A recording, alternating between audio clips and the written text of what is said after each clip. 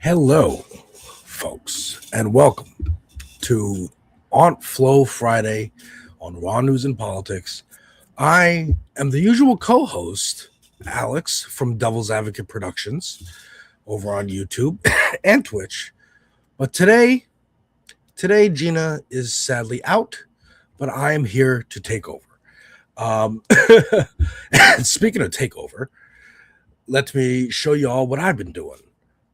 Jay-Z had some shows at Yankee Stadium, so I did a reaction to his album, The Blueprint. It's the 25th anniversary of that.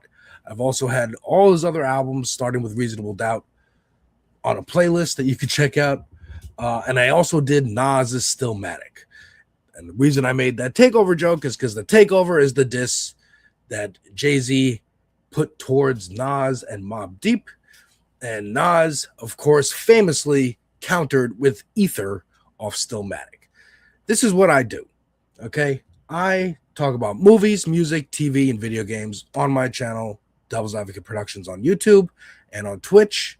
I'll stream games. I'll talk about, make game trailer reactions. We'll cover the Game Awards with my friends, album reactions, movie reviews, video game reviews. And I do this because I love movies and I love entertainment. And I want to highlight my favorite stuff and I want to talk about my favorite stuff. But also, I do this for a particular reason. The right wing has, for a long time,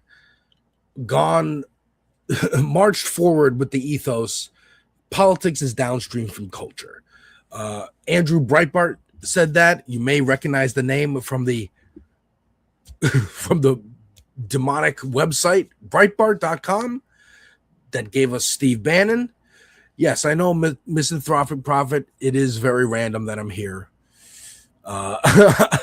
Gina, sadly, is out today, but I'm taking over. I got you. It's going to be a long show. I got a lot to talk about. And I lead with, if you're wondering why I'm here, it's because both Gina and I are contributors to this space. This space is a working class collective on YouTube, put together by some great folks, Andrew Ravinsky, Matt Letterhack, Ben Dixon, myself, Gina, Boston Brian, Left of the Box. And we are going live Mondays through Thursdays with live content and syndicated content. It'll be clipped out and posted in the videos. We got shorts. We got live. Like I said, we're live Monday through Thursdays. That's how Gina and I know each other. That's why I am the co-host here. Don't worry, Tim. I got you covered. I got you covered with the news of the week. And I thought we'd start with something a little fun, right? I'm just introducing you to who I am, and I will be doing that after every segment so that Gina knows how to cut this up later, because I have an editor's brain, and that's what we're doing. So first things first, I'm going to cover Trump's speech. We're going to go for that. For those of us who are unfamiliar with you, yes, the 3 p.m. crowd who is just signing in, I appreciate that. Once again, I am Alex of Devil's Advocate Productions on YouTube and Twitch.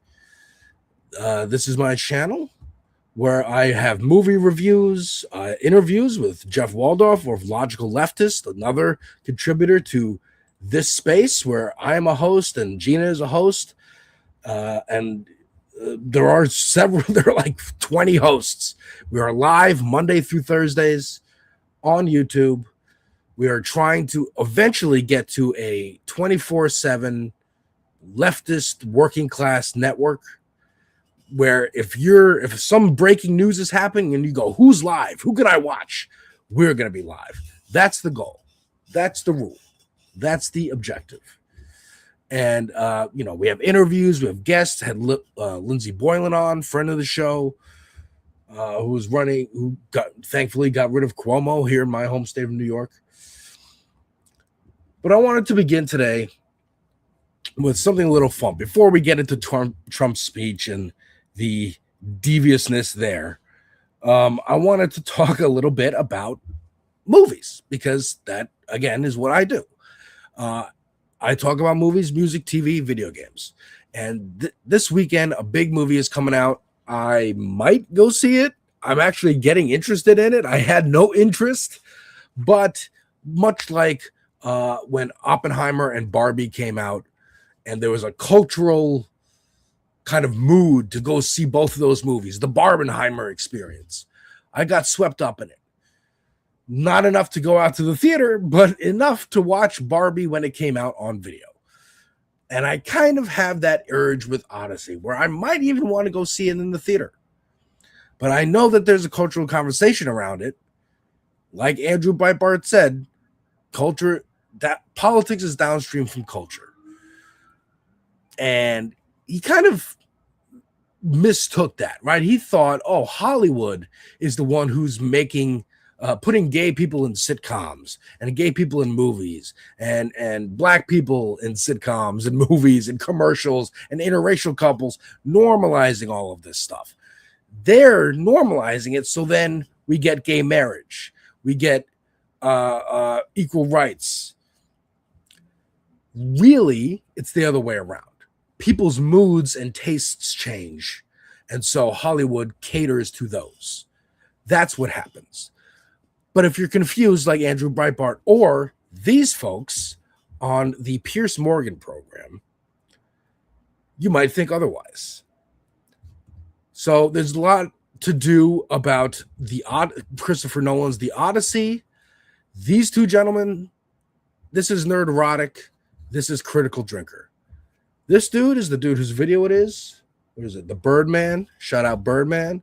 We've got Mark Lamont Hill. I don't know these two gentlemen. And Piers Morgan. All we need is this setup. Let's let Piers ask the question. Agreed to stay here. Now, Victor teed this up by saying at the start, Critical Drinker. The fuss exclusively about the choice of having Lupita Nyong'o, a black woman, African-American actress, playing Helen of Troy was, somehow wrong. That because mythology has her, even though she's not a real person, has her as a white woman, this shouldn't have been the case. What is your view? Yeah, I mean, it's worth keeping in mind that something like The Odyssey is this epic fantasy story, but it's fantasy grounded in the real world. It's set within a very specific geographical location and time. And like any geographical location and time, it has demographics of people that are believable in that time and people who are not. And the best way to contextualize this kind of decision is, say you had a movie set in pre-colonial Africa and one of the tribal leaders was a random white guy, and none of the other characters thought that that was even remotely strange. No one reacted to it and there was no explanation for it. That's kind of the similar situation to what you have with The Odyssey. It doesn't really make sense. This is okay. So we're going to let Birdman give his opinion in a minute, but I've heard this so much and I need to speak on it. First of all, those are just two bigots. All right.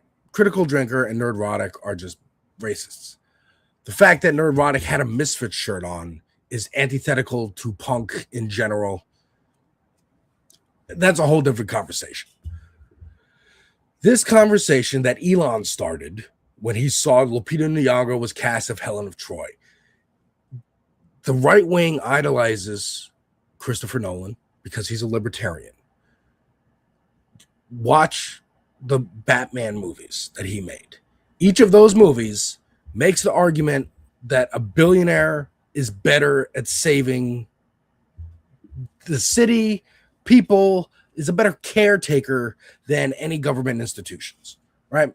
Now, that's not Batman. That's Christopher Nolan's Batman.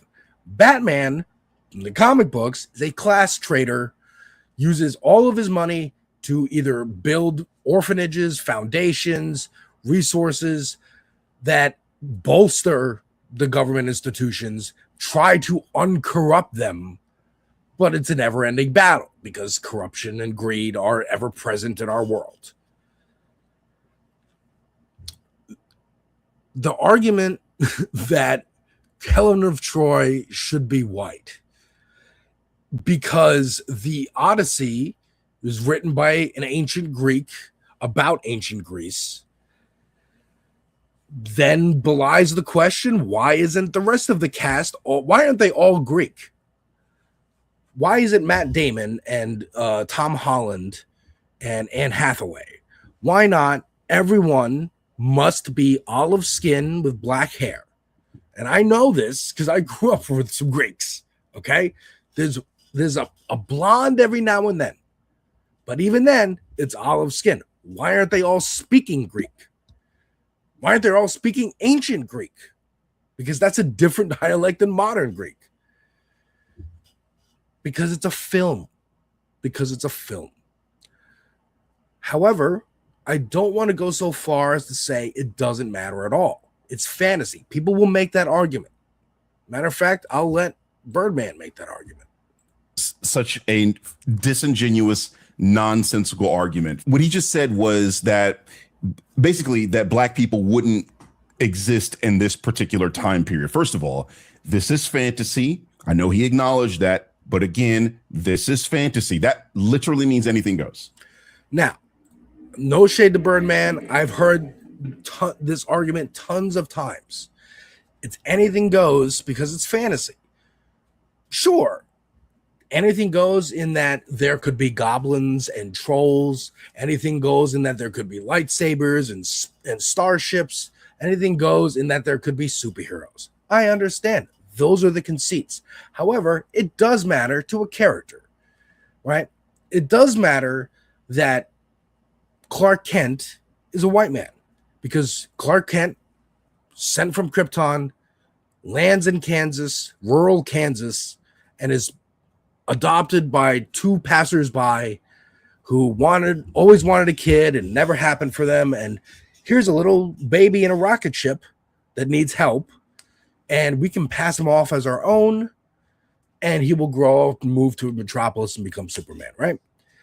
If that child is black, it changes the experience. It changes the character. He grows up in a rural, right, Kansas, and experiences racism. For sure, Clark Kent in 1938 would experience racism. Ma and Pa Kent, either you change their race, so they're black, and they're also living in rural Kansas, and that's, again, a story you can tell, but a completely different character. Natch, there is a black Superman. His name is Val Zod from a different universe. There's parallel universes in DC and Marvel. There's infinite universes. That's why there's infinite universes, because a writer has that idea. Hey, what about a black Superman? And they tell that story, but it's a different character, and it's okay, and it works. Same thing with Spider-Man. Miles Morales, he's a different character than Peter Parker, and it matters.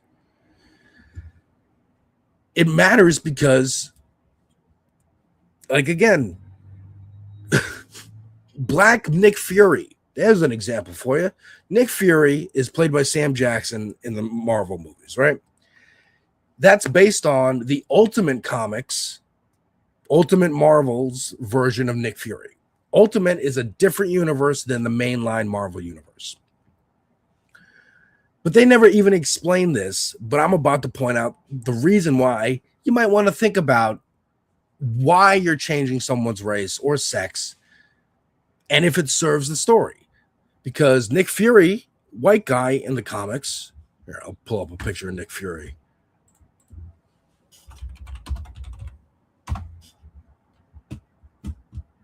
There's Nick Fury. This is old school Nick Fury, all right? And the reason is because he's the head of the CIA. Not the CIA. It's called SHIELD, right? But it is a clandestine international government agency. And that would typically be run by an old white guy. They're not going to trust that to a black guy because we live in a white supremacist society. It matters. It matters that Bruce Wayne is white, that he's a class traitor, a race traitor, because it shows what he's giving up to put his life on the line every day as Batman. He is giving up generational wealth. The Waynes helped build Gotham City. There just isn't, and I mean, like, help build in that they were part of the ship that came over from the old country to Gotham and founded Gotham, right? That's a level of wealth no Black American family has, because Black American families, their origins in this country are as slaves. So a Black Batman would be a different character. There is a Black Batman. His name is Batwing, and he was cool. There are different variants to all these characters. So, all that to say, Helen of Troy, first of all, if I remember my Odyssey, which was a long time ago that we read that in school, Helen of Troy is not actually from Troy. She's like an international beauty whose beauty is renowned in all the known world, which is like the Mediterranean, which includes Africa, by the way. And she's stolen by the king of Troy, I believe. That's why there's the war. Like, hey, you weren't supposed to grab this lady. She's supposed to be married off to like the best king. I don't remember. But the point is, she's not from Greece, so she can be any race. Critical Drinker and Nerdrotic are part of an ecosystem on YouTube and Twitch. But this is why I wanted to talk about this. You love the South Park picture on the wall? Thank you very much, Sean. I appreciate that. South Park's one of my favorite shows ever. My absolute favorite. The reason I wanted to talk about this clip is because Nerdrotic and Critical Drinker are part of a problem on YouTube. All right? Set up auto ship delivery. Sorry. They funnel people to the right wing with this outrage. Before the movie comes out, they are saying it's gonna bomb because it's woke, right? Woke, go broke. Elon Musk says it. They all say it. And they follow this line until the movie comes out. And judging by how much money it makes, they either say, well, we knew it. It bombed. Supergirl came out, female-led movie. Nobody wants to see a girl punching men. Bombed. Of course it did. The Odyssey comes out and makes a bunch of money. They're going to say, well, woke Hollywood, brainwashing people to go see this movie. It's Christopher Nolan. They're going to see Christopher Nolan, even though he made a mistake in casting. They're saying, I mean, Elon said Nolan's casting this way so he can win an Oscar, as if he hasn't had Oscars already. Or noms, at least. I think, didn't Oppenheimer win a bunch of, like, what? Their arguments don't make sense because they're not supposed to. They come out of racism and bigotry. So when you work backwards from that to try and logic your way into making this argument, you look silly. You look silly because it's not a real argument. It's not a real argument. So I just wanted to point that out. Like, anyone making the argument of why are you race swapping characters, and it's coming from a place of I just don't want to see that because I don't like black people. I don't want to see a black woman portrayed as one of the most beautiful women in the world that launched 1,000 ships. I think that should be Sydney Sweeney or Carmen Electra or whoever it is. They're just racists.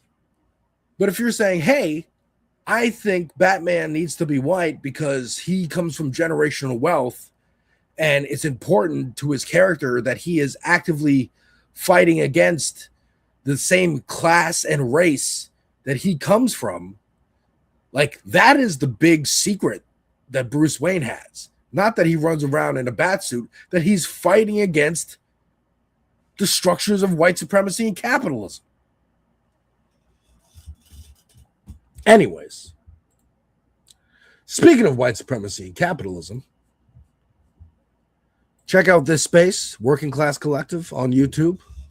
That is how Gina and I know each other. That is why I'm the co-host of On Flow Fridays, filling in for her when she is feeling under the weather. I'm Alex of Devil's Advocate Productions. I talk movies, music, TV, video games.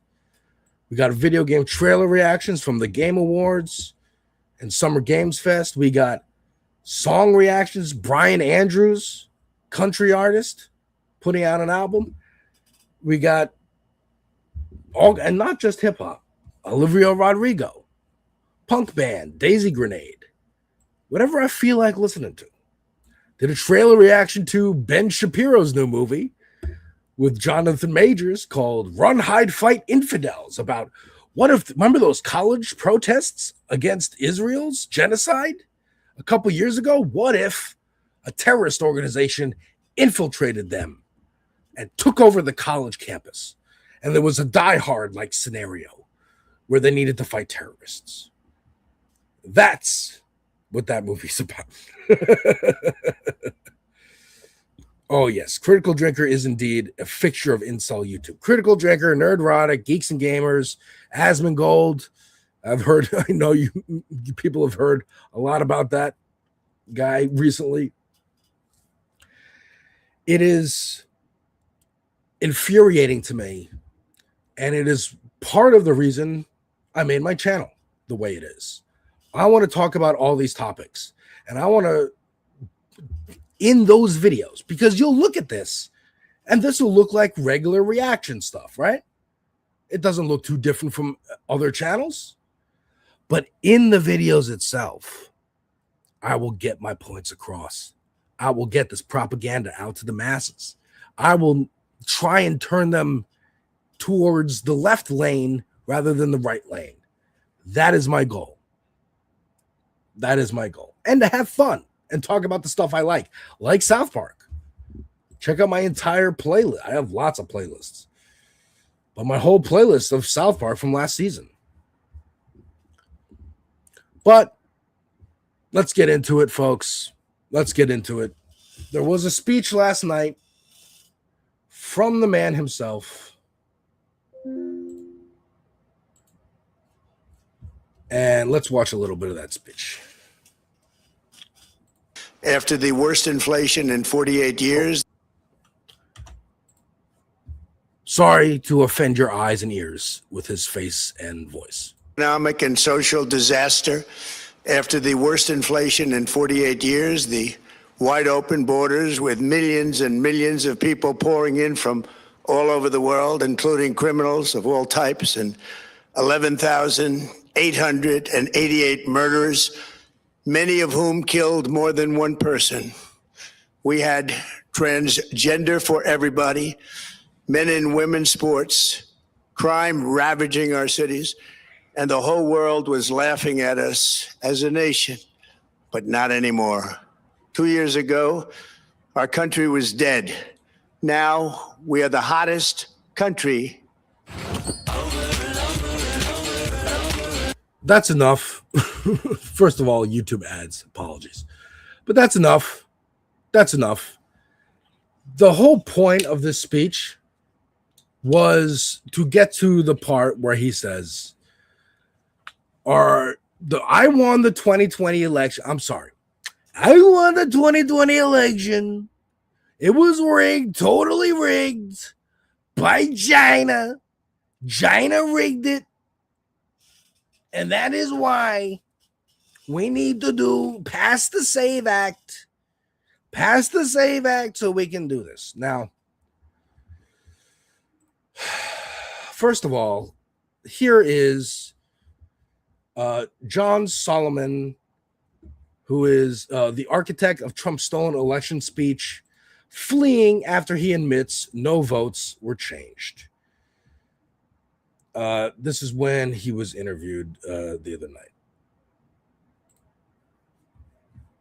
We're not telling the president. Did you acknowledge that there were no votes changed in 2020? All I can acknowledge is what the intelligence shows, right? I only know the intelligence community has zero evidence that someone has flipped that a foreign power flipped a vote in 2020, 22, or 24. And you have you're able to acknowledge We're not through all the documents. You're able to acknowledge that Venezuela has not tampered with voting machines in the United States. No, the intelligence is very clear. They did it on their own machines. Why is it important that they did it on their machines? Their machine protocols are the same as America. Why? Because for a long time they did exactly. And so the 2020 election was in fact the results as we the American public. I'm still researching, so let me. This is the first. But there's no intelligence. Not yet. He's got to go. There is no intelligence that the election would have said that Donald Trump was president. President said that tonight.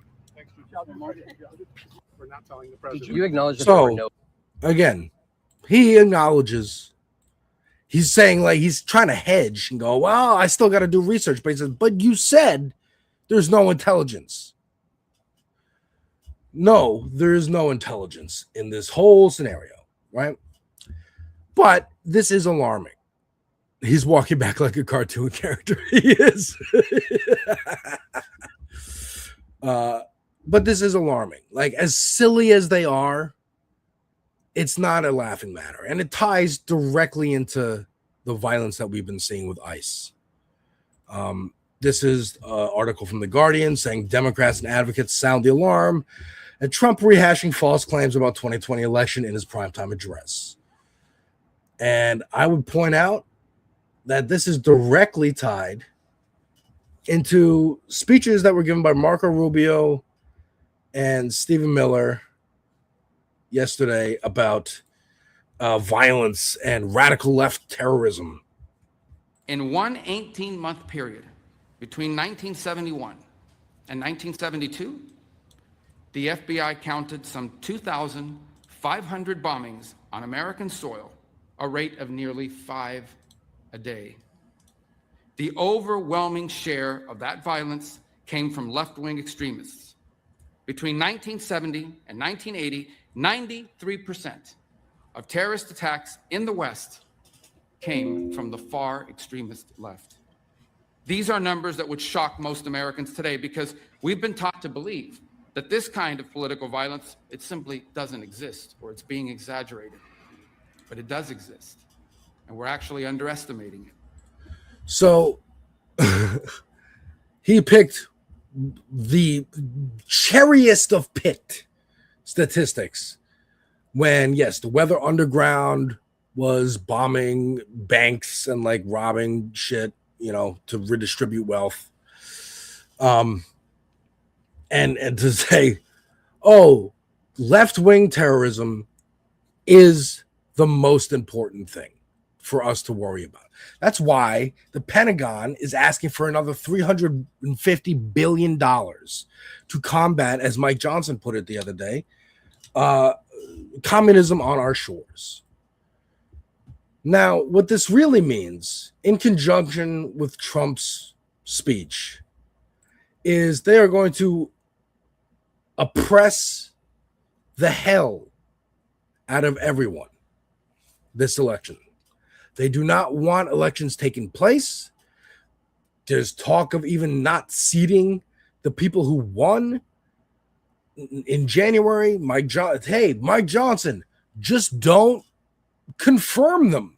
Don't confirm Daria Liza or Brad Lander or Kiros in Colorado or Abdul if he wins for Senate. Hey, Mitch McConnell, if you're still alive, don't confirm him.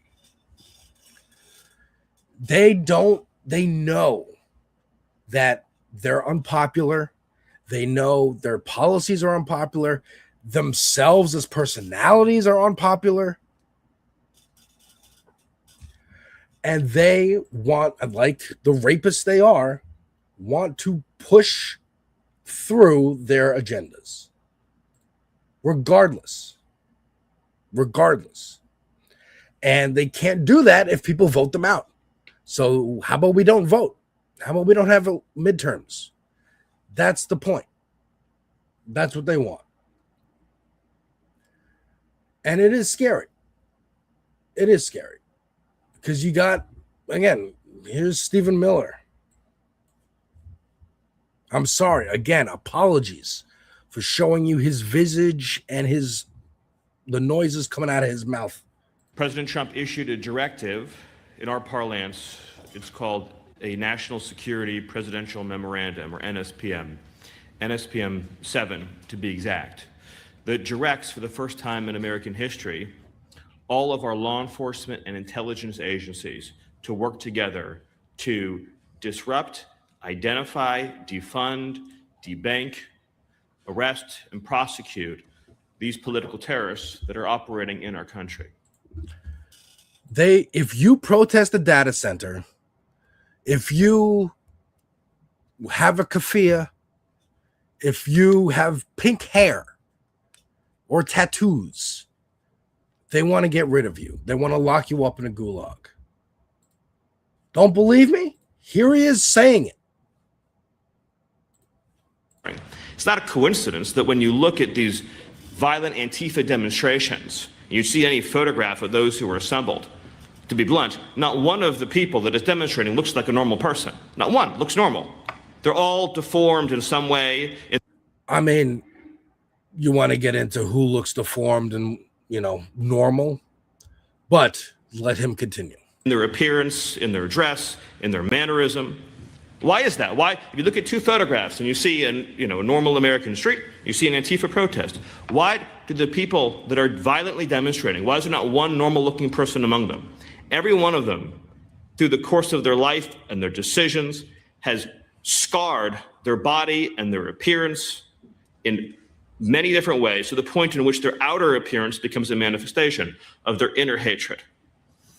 Trust your instincts.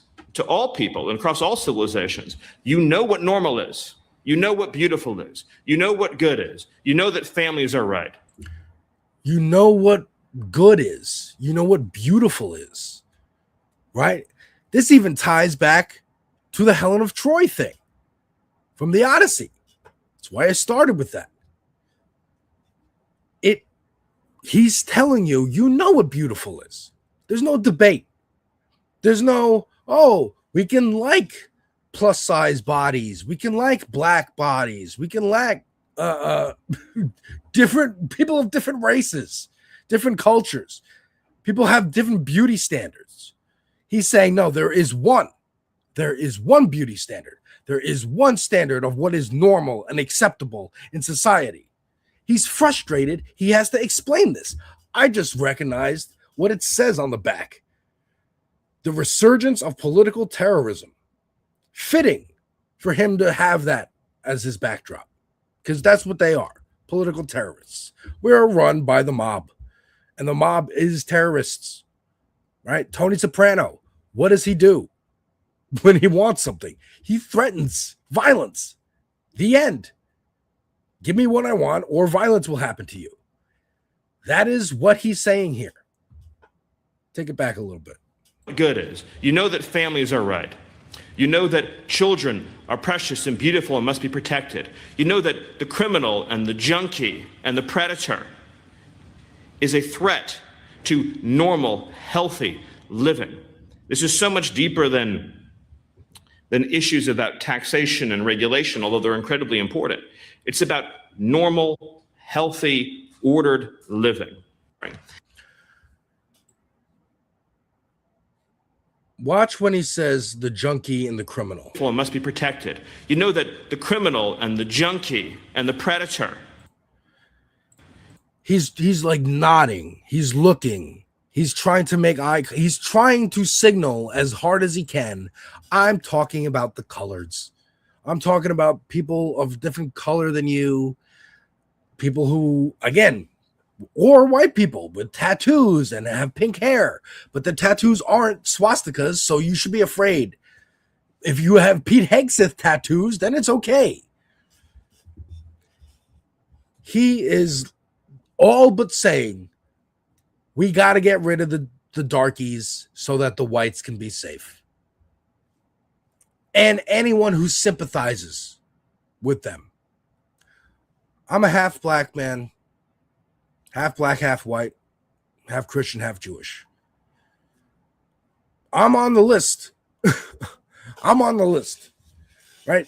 Now, there's people, Candace Owens pops into my head, Dave Rubin, who are part of marginalized communities, black community, gay community, respectively, who think they're safe because they're advocating for this administration and want it to go down. How many times have we heard stories of of off-duty officers getting pulled over by ICE because that officer happens to be black or Hispanic? And they're like, dude, I'm a cop too. I like shooting brown people too. Why are you stopping me? Oh, I'm brown. Uh-oh, the leopard's eating my face. The leopard will always eat the face. It always will, every time. And these are the leopards. This thing is the leopard.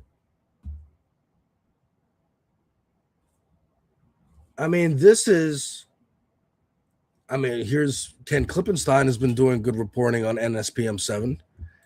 They want to debank you, defund you, deplatform you. Everything they've ever said and complained about. What's up, Pinker? How you doing?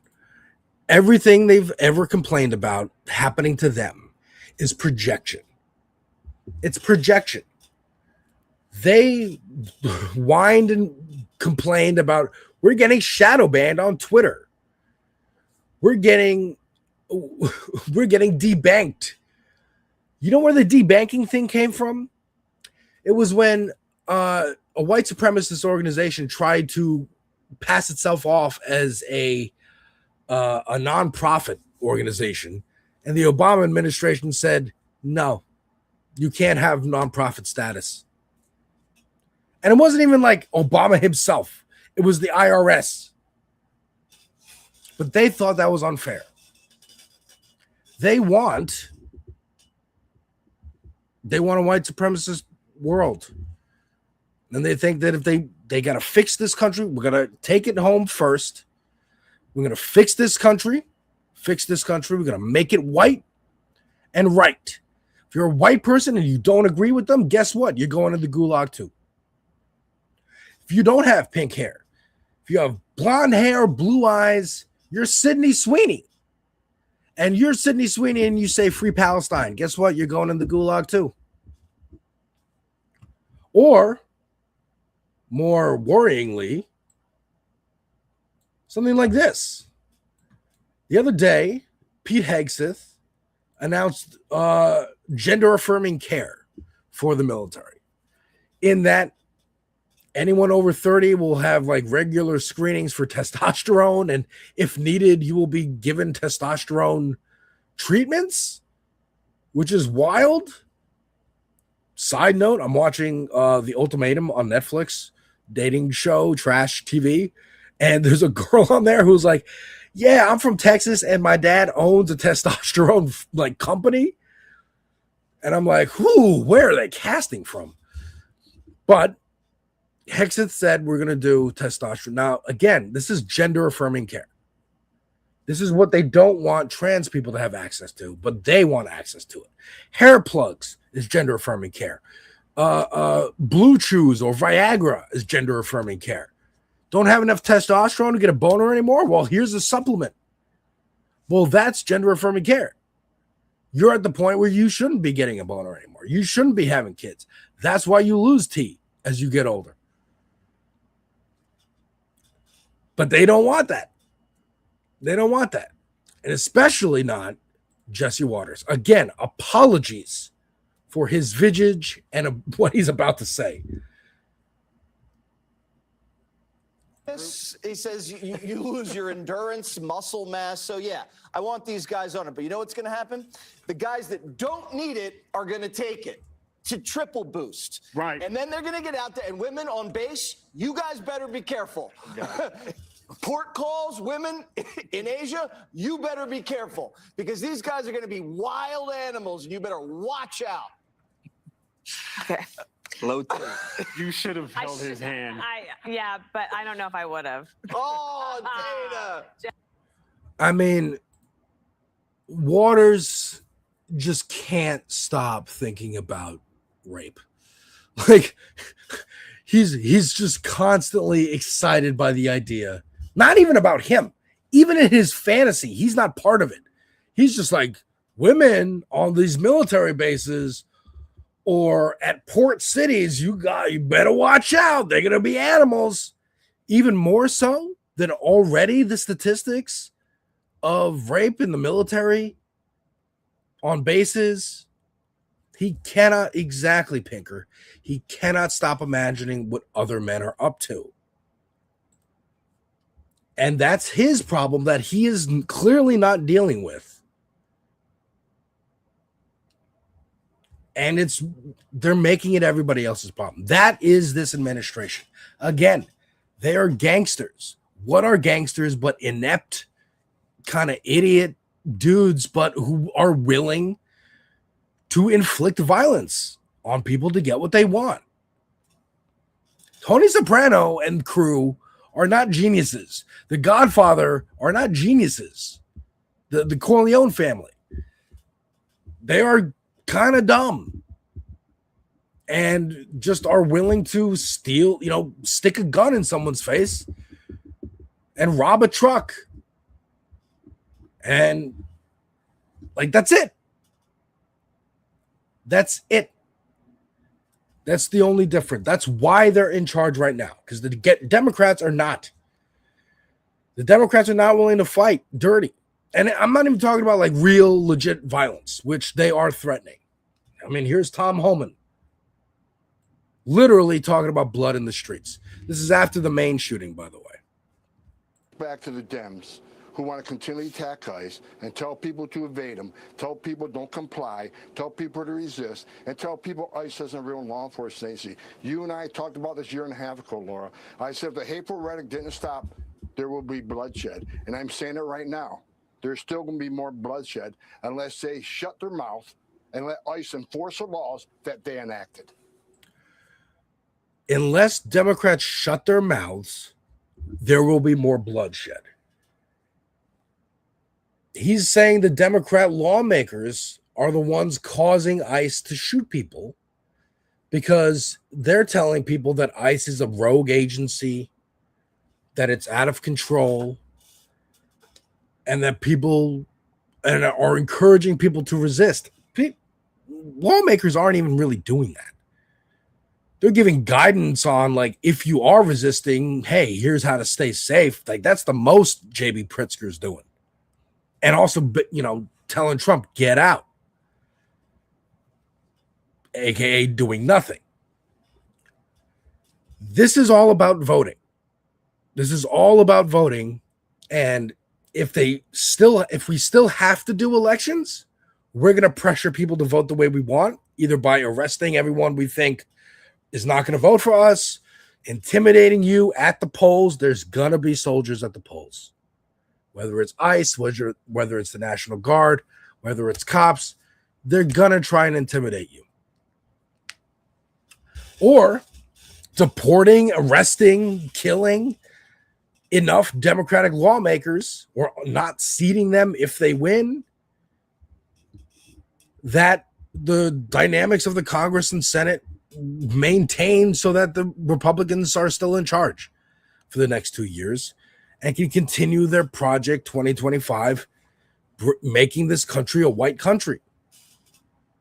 A white supremacist, supremacist, shout out Ben Dixon for that lingo, white supremacy. That's what they want. That's what this is all about. And it's disgusting. It's disgusting. It's terrifying, but there is hope. Get organized. Get organized. If you need an idea of how to get organized, this is the program for the DSA USA. I will put this in the chat, this link. This is the Workers Deserve More platform. This is a good resource to just check out what these policies, give yourself an idea of what do you look for in a candidate. These are their planks here. Thriving working class communities, working class foreign policy, working class democracy. Democracy for all, real democracy, democratic Congress, economic democracy, democracy at work. Labor unions, no Senate, no Supreme Court, voting rights for everyone, including felons, including immigrants, including people of different races and sexes. Right? The SAVE Act would make it so a lot of married women, including Gina, might not be able to vote because they changed their name. Their name doesn't match the name on their driver's license, or on their birth certificate, rather. Not their driver's license, their birth certificate. Also, a way to try and disenfranchise trans voters. Freedom to flourish. Healthcare for all, housing for all. Freedom to flourish is your needs are taken care of. You want to start painting? You can paint. You don't have to worry about getting to work on Monday and going to a job that sucks. Finish Reconstruction, racial justice, and mass incarceration and police immunity, feminism for all, Green New Deal. Working class foreign policy, end the U.S. war machine, free Palestine, end blockades, embargoes, and sanctions, abolish ICE. This is the antidote for the fascist world we live in right now. This is the beginning steps of the antidote. Me too. I'm divorced, but never changed my name back, so fuck me, I guess. Exactly. And they want to pass this as soon as possible. Trump is like, I don't want to do nothing else until this happens. That's what the speech was about last night. That's why it's imperative you talk to your neighbors. Like, you don't have to join DSA. I just use that as an example of what to talk to your neighbors about. Because you need to talk to your neighbors. You need to know your neighbors' names. You need to shake their hand and say, hey, I live right across the street. If you ever need anything, give me a knock or call me on the phone. Here's my number. Because ICE might show up and they might disappear, or you might disappear, and you want somebody looking for you. You need to talk to your communities. I did one canvassing. I was involved with one campaign for a city council. Shout out Lindsey Boylan for New York City City Council. She did not win. But when she stopped her campaign, she was still on the ballot for the primary. And I was like, oh, great. And I voted for her anyway. And the results, she got even closer. She still lost, but still closed the gap without campaigning for 2-3 months. That's how much people want change. That's how much people are sick of the status quo. That's how much people look at the Republicans fucking everything up. They look at the Democrats literally not doing shit, as exemplified by Chuck Schumer right here, farting on the Senate floor. The NDAA. The American people need to know, of course, how and why this chaos is spreading through their streets, and we need a complete investigation that's independent. Now, on Iran and the NDAA, when all the Trump administration can say about his disastrous... You heard it? That's what our leadership is doing. That's what Democratic leadership is doing. Now, I don't identify as a Democrat. I don't even identify as a leftist. I call myself of the left, on the left side. I agree with all the policies here on the DSA website. Again, program.dsausa.org. I came up with some of these ideas on my own, having never heard of DSA years ago. We should have housing is a human right. Healthcare is a human right. Like, how is this? Reconstruction was interrupted and never finished. How was that happen? If you read this entire thing, this sounds like what a society should be. This sounds like what we were told as children America was. I watched on Tuesday night, there was a DSA call. I'm not a member of DSA, but this was an open call to anyone interested. And they explained this platform and they explained their goals. And again, the entire time I'm watching, I see the chat moving. Everyone's going, this is just what we were told America was. This is just like a functioning basic society. Why is this so hard? And it's because the interests of capital don't want it that way. They want it the way it is right now, honestly. The way it's been for the last 40, 50, 100 years. Group of them at the top, hoarding money, the dragons, if you will, to bring it back to fantasy land.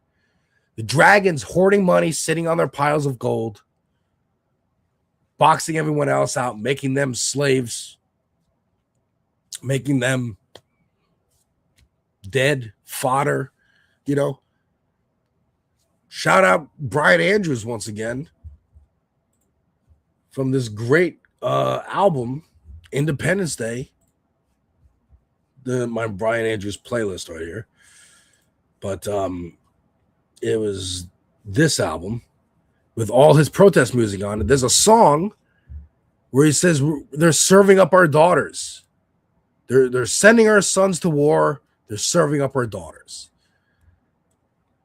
To the Epstein class. Like, that is who you are to them. You are fodder. You are cattle to Elon Musk, to Peter Thiel, to Mark Zuckerberg. You are nothing but extras in their life, in their main character of a story. You are inconvenient to them when you vote. You are inconvenient to them when you protest Tesla or a data center or burn down a warehouse or one of their CEOs is shot on the street in New York. It's inconvenient. Not impossible to overcome for them, for sure, but inconvenient. And the more inconveniences, the more difficult it gets for them. To the point where maybe it's not an inconvenience, it's an obstacle. And maybe even more than that, it's an opposing force. And maybe that opposing force actually wins. That's that segment. Once again, folks, if you are confused and just tuning in, I'm Alex. I'm the Devil's Advocate. I know Gina through this space, Working Class Independent Media Collective in solidarity. We are all of the left. We have different perspectives with the same kind of goals. There are about 20 hosts, lots of shows. We're live Monday through Thursdays. I host Devil's Advocate Productions on YouTube and Twitch. I talk about movies, TV, video games, and music. And I put my politics in these videos. You may come across one of these videos, or your kids, whatever. Maybe you'll come across a trailer reaction for the new Spyro game, or an album reaction for Vince Staples' Crybaby, which I have not been able to stop listening to since I listened to it. It is amazing.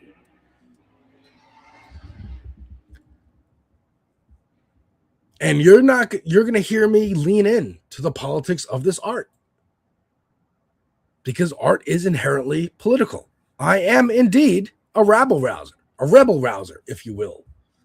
Speaking of rebels, definitely check out my Andor reviews.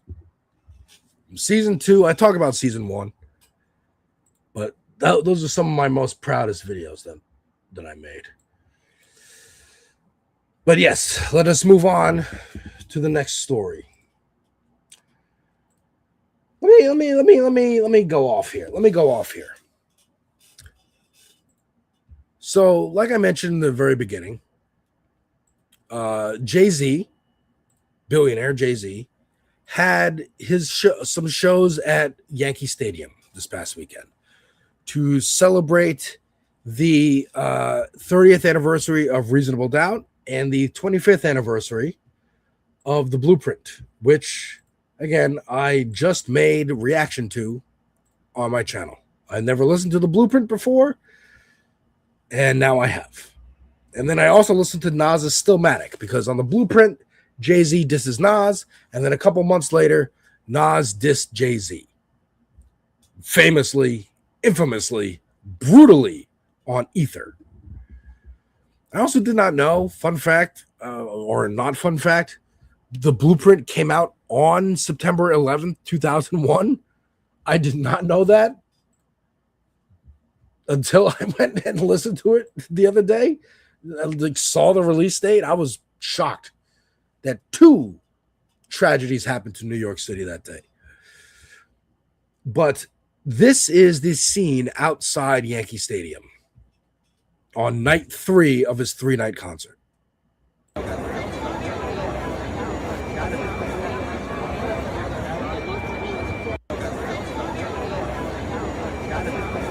So there was a delay, to say the least. He was supposed to go on at 8 o'clock. He went on after midnight. Okay? And the reason he gave was, someone was trying to rush the stage and we needed to be safe and make sure everyone's safe. And of course, the crowd's just like, yay, whatever, who cares? But they made them wait 4 hours. 4 hours. It looked close to rioting. It looked like the America 250 Fest in Washington, D.C. a few weeks ago, where they said, I don't know, it's going to rain. Maybe Trump's not going to do his speech.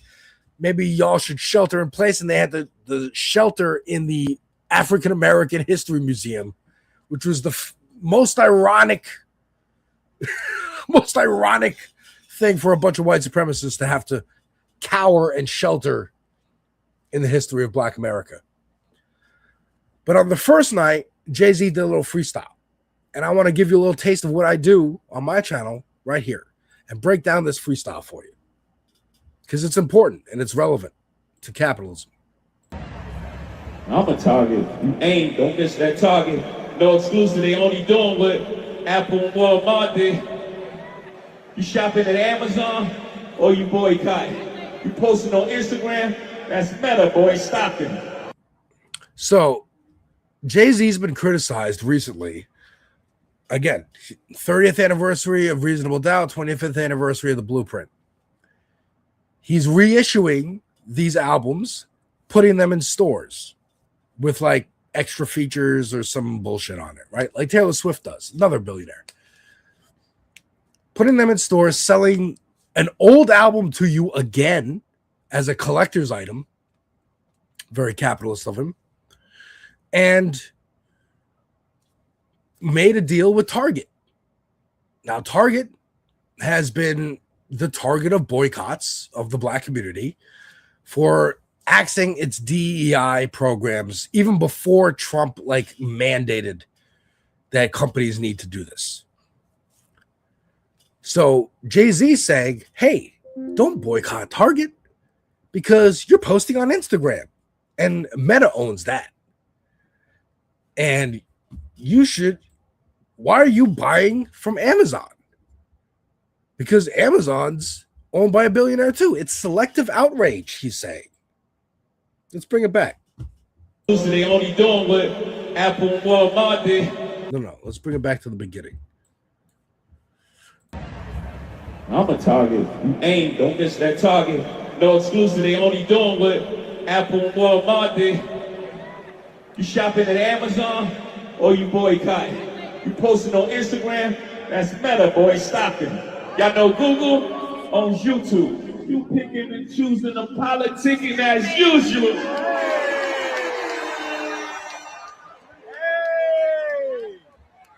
They digging deep for narratives. It's embarrassing. They run out of characters, had to bring back up Cap again. Buddy took a check. I ain't even mad at him. So, first of all, again, right, they selectively politicking, right? He says, and then he says they had to bring back Cap again. He took a check. So he's talking about Colin Kaepernick settling his lawsuit with the NFL for not hiring him, colluding with all the teams saying, don't hire this guy. He did a kneel protest, which years ago Jay-Z said, I think we're done with kneeling. Now he brings up Kaepernick again, saying, hey, he took a check. Maybe it was all about money, actually. I'm not mad at him. This is a capitalist defending capitalists. This is Sambo tap dancing for the rich white man who's keeping him rich, who's allowing him to be a billionaire. That's what he's doing. But let's continue. Cap again. My buddy took a check. I ain't even mad at him. But along with that check, got a sign of non-disparagement. I'm the one they can't control. Y'all better be glad it's him. He's saying Kaepernick had to sign an NDA. Kaepernick's lawyers and people familiar with the case said, no, he didn't. He continues to talk about the NFL. People who made the documentary about him say, no, he did not sign an NDA. Jay-Z saying, I'm the one they can't control. Better be glad it's him. What do you mean? They don't need to control you. You're controlling yourself. You don't speak out against them. You speak in favor of them. Why boycott Target? You're using an iPhone. You're a hypocrite. Don't come after me. Y'all are coming after billionaires because I made $1 billion. You weren't coming after billionaires before. Before it was the American dream. No, we're criticizing Bezos and Bill Gates and Steve Jobs and Taylor Swift and you and Elon Musk and Peter Thiel. Yes. Jared Kushner. Yes. You're all in the same boat. Literally, you're all at the same table. Him with Jared Kushner and Ivanka. Let's see. Let's pull that up.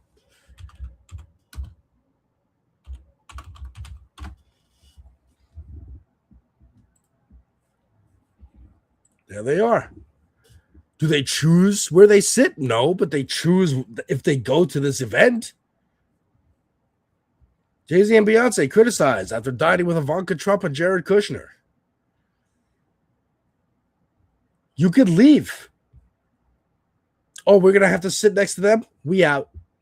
But they don't because they wanted their seat at the table. That's Jay-Z's whole thing. I represent black people and I got a seat at the billionaires table. So I'm representing your interests at their table. I encourage y'all to watch FD Signifier's video about Tyler Perry, in which he burns a table. It's a 3-hour video. It's metaphorical. Check it out. The essential idea is build your own table. Build your own table. But let's continue with the freestyle. This is so awesome, isn't it? Y'all better be glad it's him.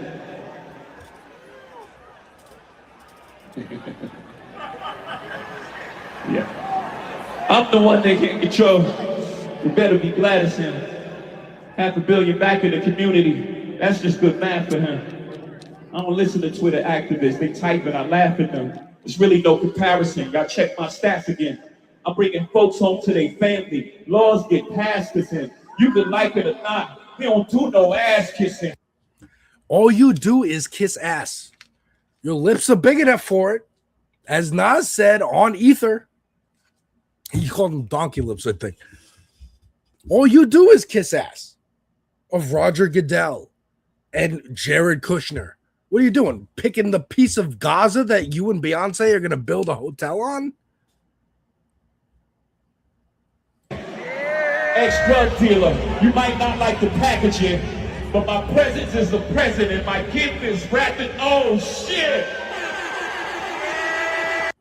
So that's it. So he just kind of ends it with like a little present scheme there.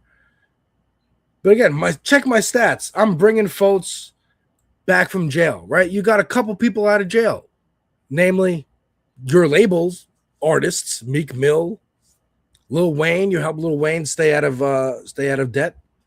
Okay, you helped your friends with the money you made. Kaepernick is actually trying to help the community. Now, Kaepernick's also getting into like this AI crypto shit, which Get the fuck out of here. So was Nas. Get the fuck out of here with that. Okay? One of my favorites is Eminem. A couple years ago, him and Snoop Dogg with the NFTs. Get the fuck out of here with that. That ain't helping nobody. I remember Spike Lee advertising NFTs and crypto on like a Super Bowl ad with Larry David. Bro, why is Nas slacking? The Culture Needs Ether Part 2. Nas was on stage with him. They buried that beef. Matter of fact, that's the picture I used for my clip out of Ether on my channel. Of them on stage together. Because I thought it'd be funny.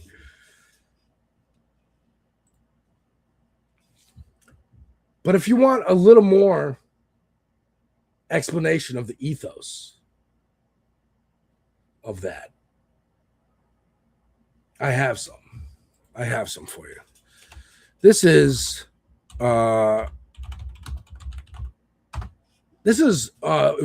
longtime Jay-Z collaborator Memphis Bleak.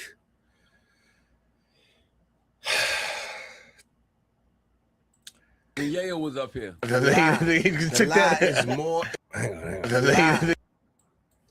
So Memphis Bleak, I only know because I've been listening to Jay-Z albums on my channel, and this was an interview he did on Power 105, and he starts out by saying, "A lie is more entertaining than the truth," and homie right here with the red hat is kind of bringing up, like, you know, the constant criticism of, hey, Jay-Z's a billionaire. There's no ethical way to be a billionaire. And watch how angry Memphis gets. Now, Memphis, again, has no career without Jay-Z. Definitely not now. Maybe 20 years ago, you had like your own albums or whatever. And right now, since then, you are the guy who features on these songs that Jay-Z made. And now that he's like back out making album, I think Jay-Z is going to make a new album soon. He's like, hey, it's my time to shine again 20 years later. So believe when I tell you, I'm warning you, the dick writing in this clip is of epic proportions. The lie is more entertaining than the truth, bro. Okay. No matter what you say, man. Like, the truth came out about them fouls and all that. They still run with it. Yo, homie in this and homie in that. It's like, What about the Target the deal? lawyer shot down. Don't talk to me about that. I don't give a fuck about that activism shit.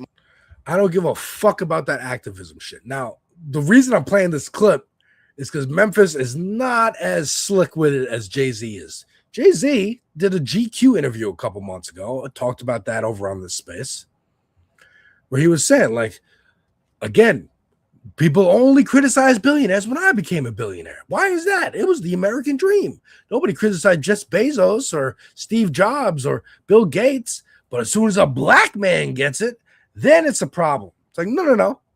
They've all been criticized. You just didn't hear it because you weren't paying attention. Because you didn't care. You didn't care. You want to be them. You want to be them. And the criticism you're getting is specific. It is from the black community saying, we made you and you're not helping us. You are siphoning our money. You are selling Reasonable Doubt and The Blueprint again in Target, specifically in Target, where the black community has chosen to boycott. You are helping out the CEOs and the board members of Target by hyping up, hey, go to Target and get my albums that you got 30 years ago. Or, hey, kids, are you just becoming a rap fan? Are your parents not talking to you about how great Jay-Z was? Go to Target as a family and get these new versions of Reasonable Doubt and The Blueprint. He is helping get Target out of that spot, just like he helped the NFL get out of that spot when he said, I think we're done with kneeling. My nigga, like, because these niggas is still in there, my nigga. Right. So don't worry about us. Look, the Target deal is important because I hit up both of these dudes when that episode came. I said, oh, y'all gotta They y'all got gotta look selective at. But look, rage. But look, no, not at all. Everybody album is available Right. vinyl So in why Target. wouldn't Ho say, hey, I don't have He control don't of that. have to. He don't owe That y'all don't- niggas no explanation, my nigga. That's where we split ways. Well, That's gonna you forever owe- be you that, owe your my community- nigga. you do- Y'all sounded like the old lady in the window. Why y'all outside 3 a.m. loud? We gotta tell her we selling drugs, bitch. That's why. They see it as hall monitor behavior. Like you're acting like the old lady yelling out the window, why y'all making noise? And he's like, I don't want to tell you that we out here selling drugs. Like, shut the fuck up and let us make our money. But that metaphor is perfect because one, Jay-Z was a drug dealer, sold crack to his community, right? That's a perfect metaphor because you out there selling crack, not helping the community you're a part of, not selling, let's say, selling a bunch of paintings or that you guys made together, or you guys, let's say, cooked a bunch of food and are helping people who are less fortunate and can't afford food feed their families, feed themselves. And maybe you're selling it, make a little money, fine. You're selling it for cheaper than it would be to go to the store and get it. But you use the example of selling drugs, which actively harms the community, especially crack. Like, ain't nothing noble about being a crack dealer at all. Weed, I'd even argue like coke, mushrooms, acid. Those should be legal. Heroin to an extent. Maybe crack, but like regulated, heavily regulated, at least those two. The other ones, regulated, like alcohol is regulated. And crime will go down. Addiction rates will go down. Just like when they ended prohibition of alcohol and crime went down, organized crime especially.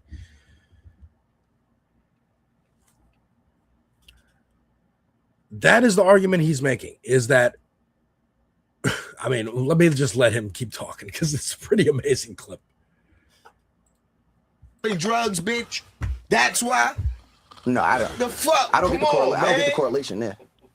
She want to know why we outside late doing what we do. You want to know why he did what he did. We owe none of y'all no explanation. We selling drugs, No. bitch. The difference is you didn't, unless you paying that old lady rent or whatever the case may be. He not paying your rent. Right. Right. So he's even using that example and being like, okay, fine, weird metaphor, but okay. We're outside on the corner selling drugs. Old ladies yelling, what y'all doing out there? And we're selling drugs, making money.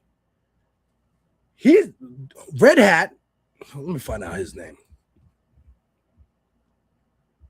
Mouse Jones. So Jones is going like, okay, you're selling drugs, which actively harms people, but whatever. Let's pretend it doesn't. You're just selling a product and making money on the corner. If you're paying that old lady's rent, helping the community, then okay, makes sense. But you're not.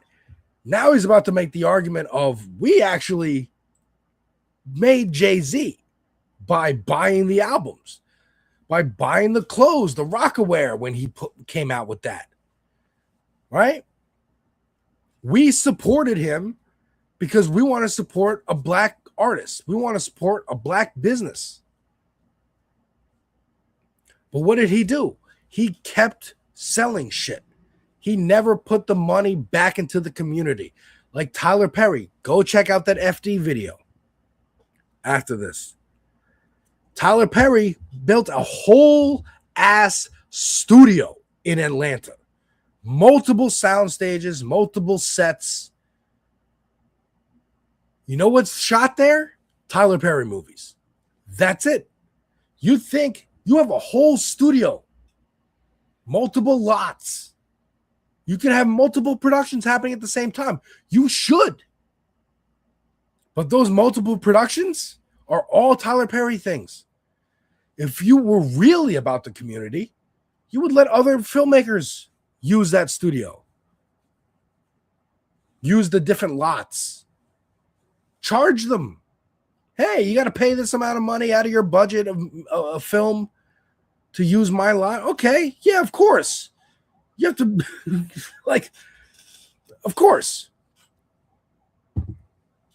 But he's not even allowing that because it's not about building a table for everyone to come sit at. It's about building a table so he sits at that table by himself.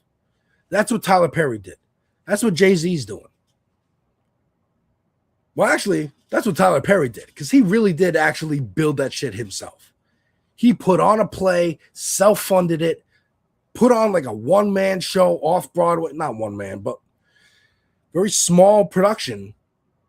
And that play was successful enough that he got a movie deal, made that the movie The Diary of a Mad Black Woman. Right? And then from there, franchised out and became the big hitter he is. Jay-Z did not. Jay-Z got a seat at the table and is now making sure nobody else gets a seat at that table and that table continues to exist. The table being the structure of capitalism in which a South African racist bigot can illegally immigrate to the United States and make $1 trillion. Elon Musk. I got mine. Fuck everyone else. The libertarian ethos, the Republican ethos, the capitalist ethos. Let's let them continue. The community at large, the community at large support a Hove. The community at large support a Hove. You're not paying his rent. Again, the community at large support it. This is annoying. You're not paying his rent. You're not paying his rent. And he's trying to explain, yes, we are, motherfucker. If nobody bought Reasonable Doubt, if nobody bought Volume 1, 2, 3, Blueprint, hell, if nobody bought Reasonable Doubt, you don't get a Volume 1, which is weird the way his albums are named. There's Reasonable Doubt, then there's Volume 1, Volume 2, Volume 3, which is the 4th album, and then Blueprint. It is very confusing. As someone who is just going through his albums. But yes, that is what he's saying. And Memphis is saying, no, no, no.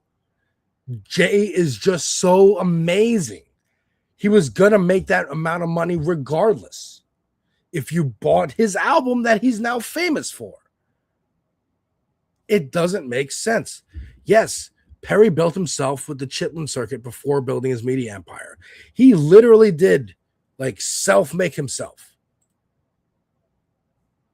It is impressive.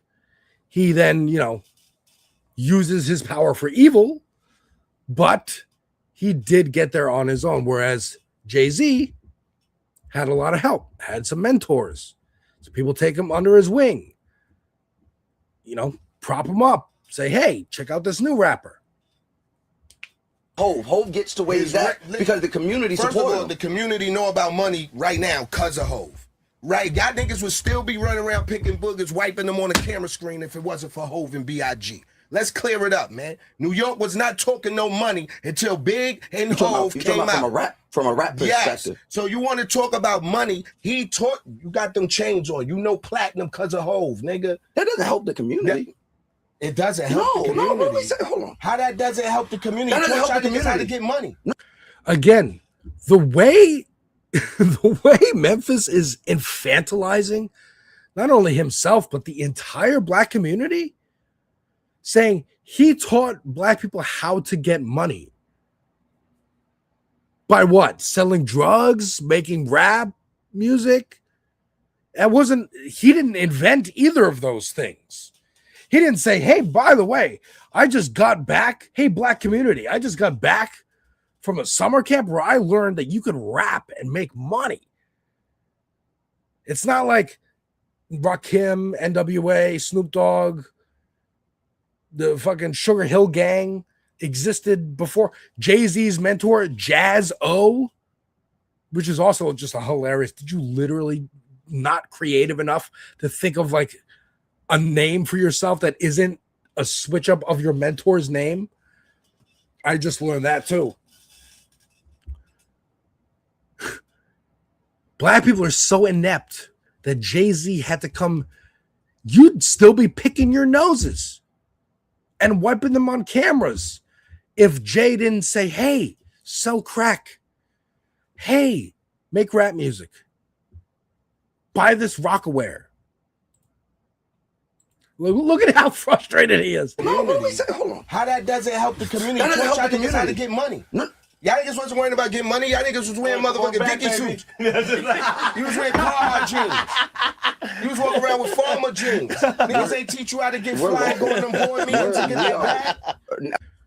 Important what he said. You were wearing these clothes that I don't consider to be cool or stylish or whatever, right? You were wearing Carhartt suits and this and that. You weren't fly, looking awesome, walking into board meetings, getting that bag. Jay-Z taught you how to do that. No, he didn't. No, he didn't. Let's finish this out. All right, now I feel that we're completely different planes here. Yo, yes. Hope didn't teach a demographic in the community how to get money and boss up. Answer me that. How to get yes or fly? no? How to get money and boss up. Yes or no? I'm going to say no. Okay. How to get money and boss up.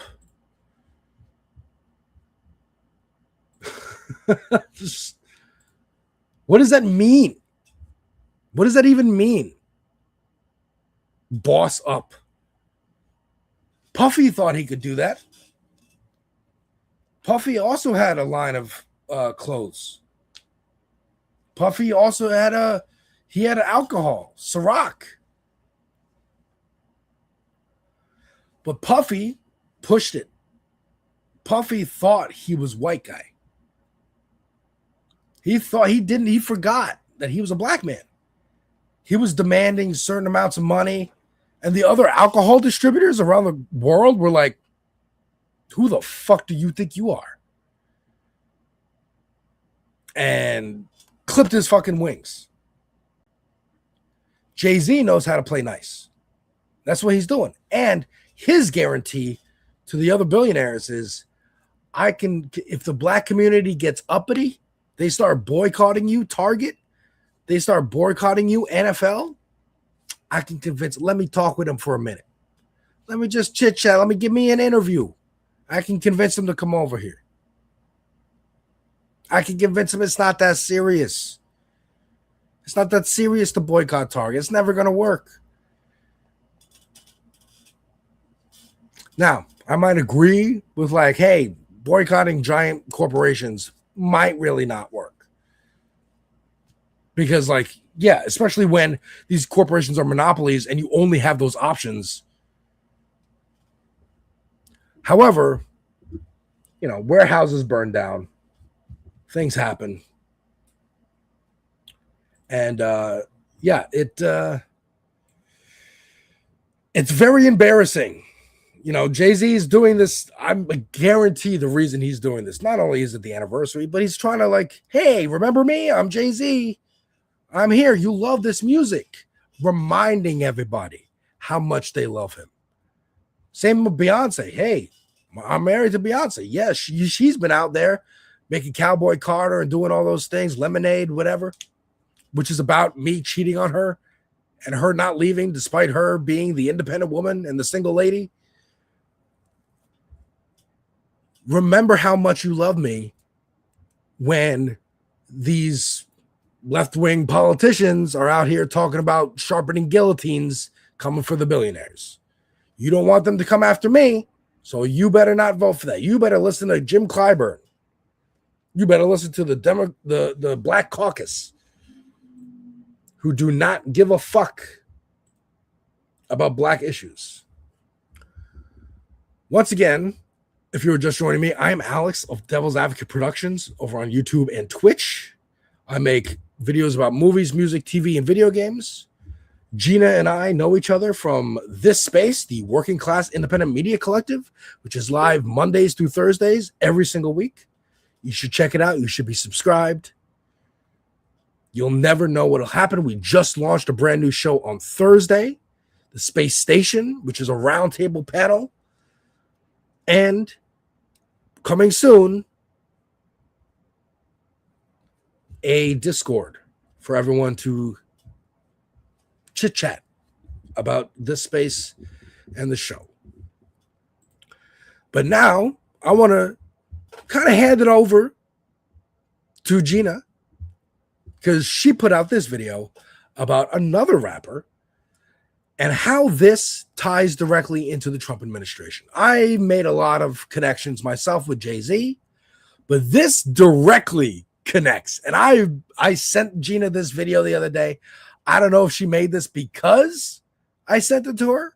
I'd like to think so, but I think Gina's on top of things herself and found this story very interesting. So let's watch Gina's video. You might have already seen it if you're a fan of Raw News and Politics, but I want to watch it with y'all.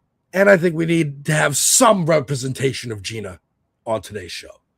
Hey everyone, welcome to the show. So I have an interesting and fun update for you guys about this whole pardon for that rapper that I mentioned.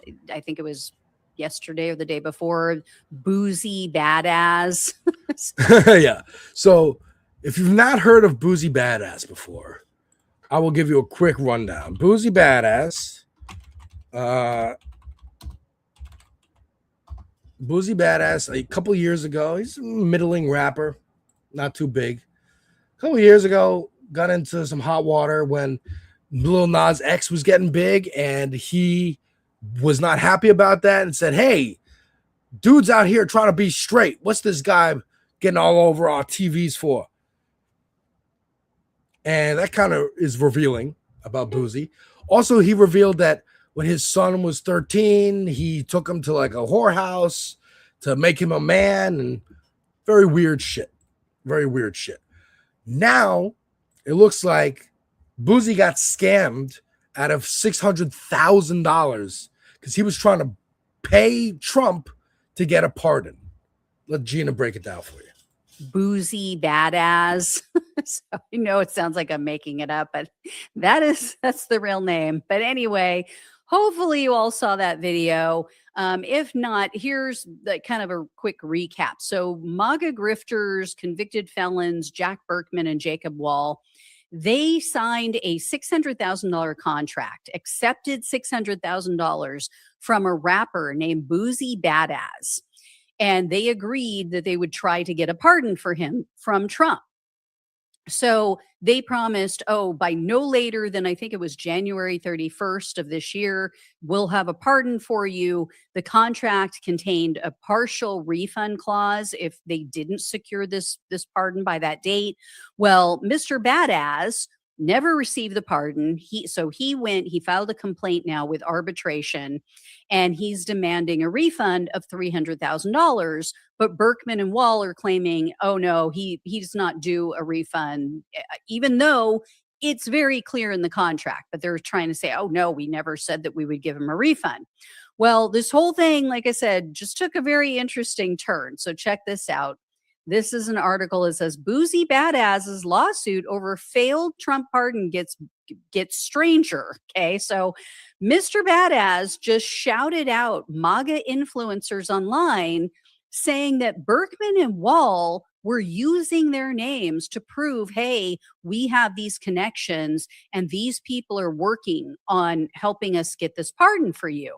According to the rapper, Mr. Badass, Berkman and Wall told his attorney that Laura Loomer, Mike Cernovich, Jack Posobiec, Erica Kirk, and then a few Congress members, so Mike Johnson, Nancy Mace, Andy Biggs, they all had endorsed him for a pardon. So here's what he posted online. He named all of them, and then he said, Can the names above please make a truthful statement about having contact or no contact with Berkman and Wall about my pardon process? 600K was taken from me with your names mentioned and emails by these people. So, again, the last thing a criminal empire wants is they screw somebody over, and that somebody blasts out into the public and says, hey, names of people in this organization, where was the illegal thing I was promised illegally? He bought a pardon, which you can do in this administration, so long as you donate money to the FIFA Foundation or buy Trump's crypto coin or give money to a super PAC. That's how you are purchasing these pardons. But apparently Jacob Wall and Mark Bergman was like, we'll just set up our own thing. And you guys know us as conservative fuckheads. So we have the ear of the president too, actually. Give us money. Just for $600,000. Thanks. Don't know why it's in all caps, other than he's very desperate, obviously, to get his money back or something, or get this pardon. So, and then this guy claims that his attorney received a call from Berkman and Wall on New Year's Day. So New Year's Day just last year, or I guess this year, January 1st, saying Trump signed a pardon. You guys you're going to get the pardon. He's going to announce it soon. So, of course, that never happened. And now the White House has been reached for comment, and they're like, yeah, we never received a pardon request. We don't know what this guy's talking about. So now all of these MAGA minions, all of these MAGA influencers, and these Congress members are having to respond directly to this guy because they don't want to get pulled into this legal action. So Mike Cernovich posted on Twitter, he quote tweeted Boozy Badass and said, hey, little Boozy, I don't privately advocate for pardons nor accept money to do so. I do promote pardons publicly with full transparency. Sure.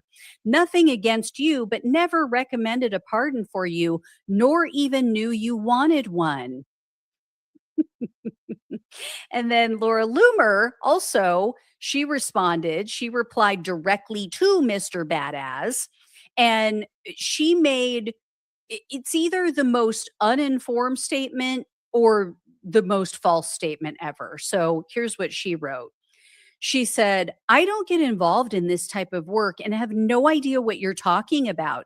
No offense, but I also have no idea who you are and have never heard of your case. Seems like Berkman is using people's names without permission to get business. That's also not how the pardon process works. You can't pay for a pardon. Not sure who told you that's how it works.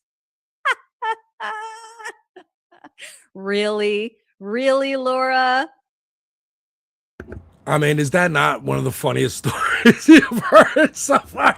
Again, they are trying to pretend, I don't know who these people, I don't know who this guy is. But by the way, I don't know who you are, but pardons aren't sold. I don't know who you are, but I'm not involved, and you should probably not try to do this. This is illegal. This is like, again, like a drug deal. Speaking of drug dealers, it's like a drug deal happening. And then a cop walks by and they're like, sir, I don't know why you are asking me for marijuana. I do not know what that is even. Actually, I don't know who you are. Actually, go away. I am not involved. Please don't look at me. That's not how it works. Oh my God. Okay. If you guys want to see a comprehensive list of the many pardons that Donald Trump has granted to people who either directly gave him money or agreed to do business with one of his companies in exchange, it seems like, check this out. So this was an article in Forbes. It says, here are the big time donors and business allies Trump pardoned. Wonder why. So this was from May. This was from just a few months ago. So the list could even be bigger by now. I don't know. In any case, Mr. Badass, I don't think he's going to get his money back. Okay. Because Berkman and Wall owe a lot of money to a lot of different people because of all the garbage they've pulled over the years, because of the crimes they committed, because of the robocall thing that they got nabbed for, and the reason they're considered to be felons at this point. They're literally convicted felons. So he better get used to living without that $600,000. Don't know what to tell him. Should have done your research first. Anyway, thank you all so much for watching and listening. Please like, share, and subscribe. Please donate if you can. Love you all. Take care. Talk with you soon. Love it. Love it. Thank you, Gina, for breaking down the Boozy Badass situation. I do want a little bit more on this. Hang on. Poetic. Yeah. So this is another good explainer of what's going on here. It's just really funny. And I will put this on fast mode.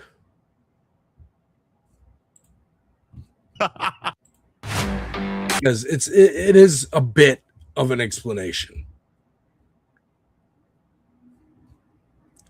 Hang on, I'm waiting for these ads to end. All right, so we'll bring it back. So yeah, there was an explanation of all the pardons. Okay, this is Poetic Flacco. He makes really good videos. We might watch another one actually. But yeah, this is kind of the breakdown of like how Boozy got involved and what the contracts look like and whatnot. I'm gonna put this on let's put this on 1.25 speed. Have had several clients that they helped get pardoned.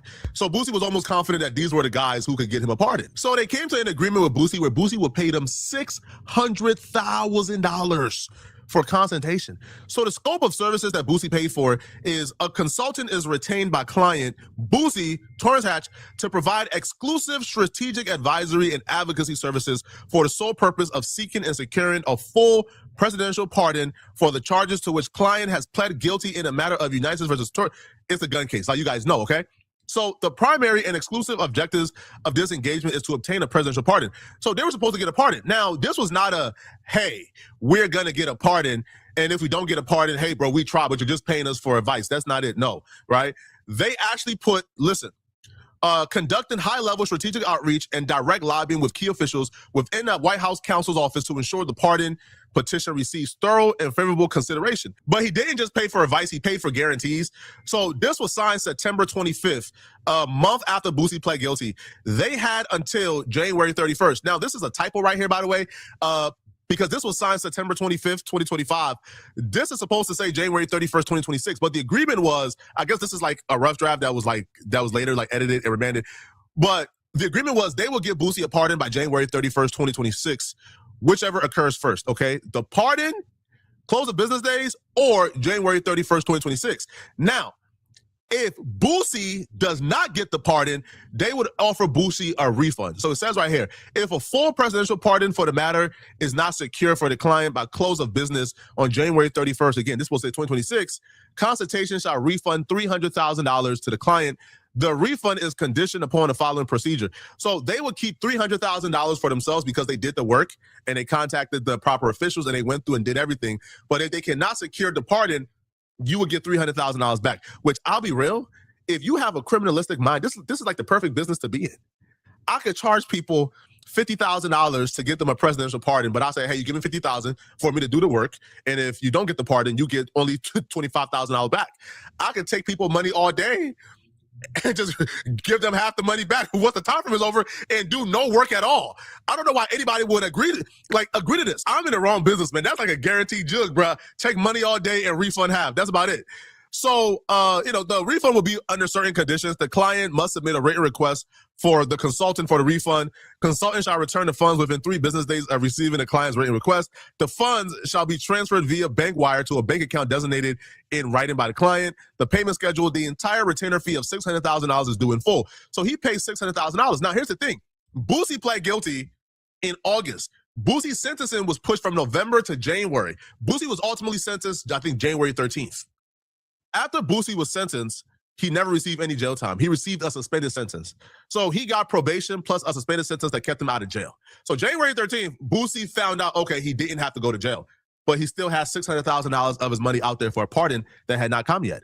So once the deadline of January 31st had passed, Boosie then put in the refund to get his $300,000 back. But these criminals told Boosie, but we can't give you back the money. We can't give you back the $300,000, even though that's what the contract says, even though that's what we agreed upon. And you know why they can't give Boosie back the money? Because according to them, due to overturned costs, we are effectively bankrupt, right? The company is bankrupt. So they just declared bankruptcy so they didn't have to pay him back.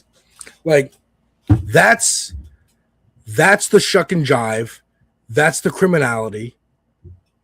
That's the reason there's no such thing as ethical billionaires. Because these motherfuckers are trying to become billionaires. That's what they're trying to do. They're playing with laws. I declare bankruptcy. Can't give you the money. Sorry. Guaranteed scam. Guaranteed scam. Love it. Just fucking hilarious. It's hilarious when bad guys get scammed too. So that's the Boosie story. And like I said, we're going to go a little long today. I got a lot more stuff, a lot of clips pulled up. And, Gina's not here. You got a little Gina for, we're watching her video. But because she's not here, you get a little extra bit of me. And yeah, that's the Boosie story in development. Let's see how it turns out. Posobiec and Laura Loomer all said, "Oh, I don't know who you are, but you shouldn't try to buy a pardon. That's a no-no. That's illegal. That's wrong to do." By the way, if you don't know who I am and you're just tuning in, hi, I'm Alex. I am the Devil's Advocate of Devil's Advocate Productions over on YouTube. I talk about movies, music, TV, video games, whatever I feel like talking about. And in those videos, I talk politics because art is inherently political. I have a lot of videos, man. If you scroll all the way down, I got Kanye on here. If you want to see me rant about Kanye and Jay-Z, watch my Kanye and Jay-Z album reactions. Go all the way down. Oh, man. I've been doing a lot this past year and change. My South Park reactions, Silk Song coming out, Bob Vylan, when Glastonbury censored him on the BBC, Kneecap, their new album, Ben Dixon, the very first interview I did when I joined this space, partially founded by him and Letterhack and Andrea Ravinsky. Got a lot of this spacers in the chat. What up, Etch? What up, Pinkerbell? What up, Latino Mafune?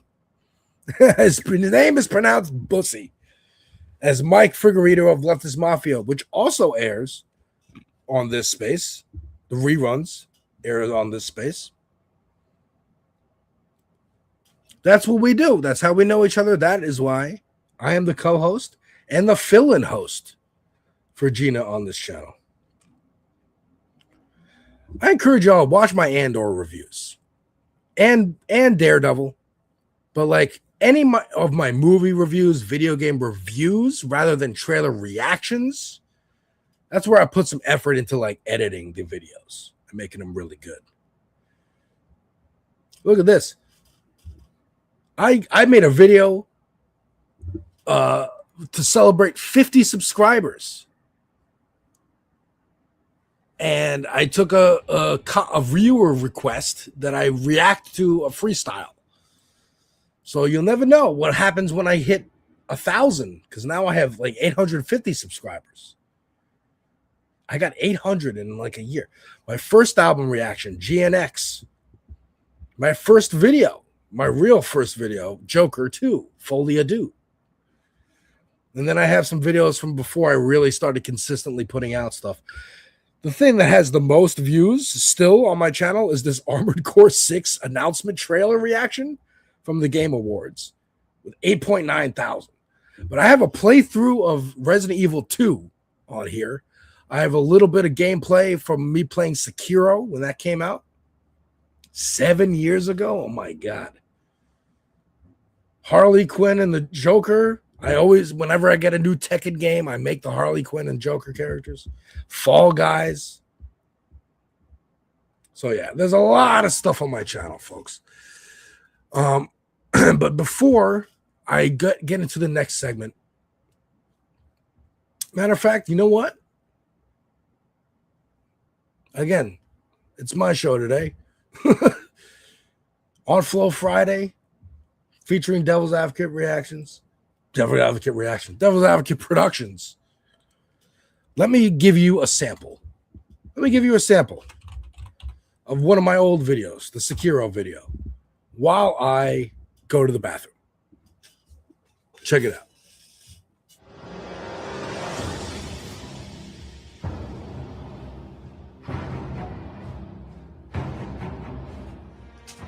I caved in and bought it because I like these games, even though I haven't beaten Dark Souls 3 because of the Nameless King. I hear you can pause this game, which I really appreciate because I can't for the life of me understand how they make single-player games that don't let you pause. Oh. Ah. Oh my God. Uh-oh. He ain't gonna be in Rush Hour 3. Up makes him grab his butt. Did I wipe properly? Is my butt sticky? Oh shit. Oh shit. Uh-oh. Stealth. Oh shit. Okay, alright. Okay. Is he eavesdropping? I can't tell. Oh, there it is. Look at my hair. It looks like a vegetable.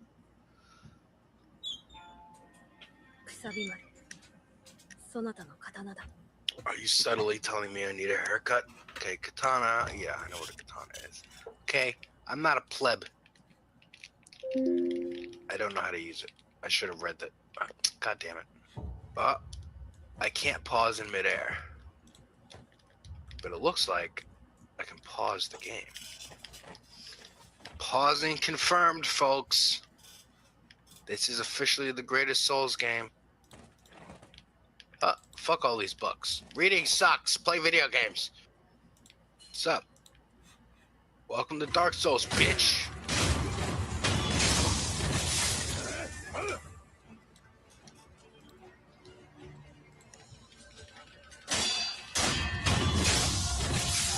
Eat it. Wait, can I pause?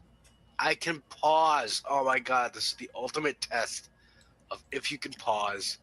Thank you, fucking God, for the ability to pause the goddamn game. It's single player. Why should I? This shouldn't even be a question. Oh, cool. Okay. Got him. He's dead, right? Yeah. Ah, am I dead? Okay.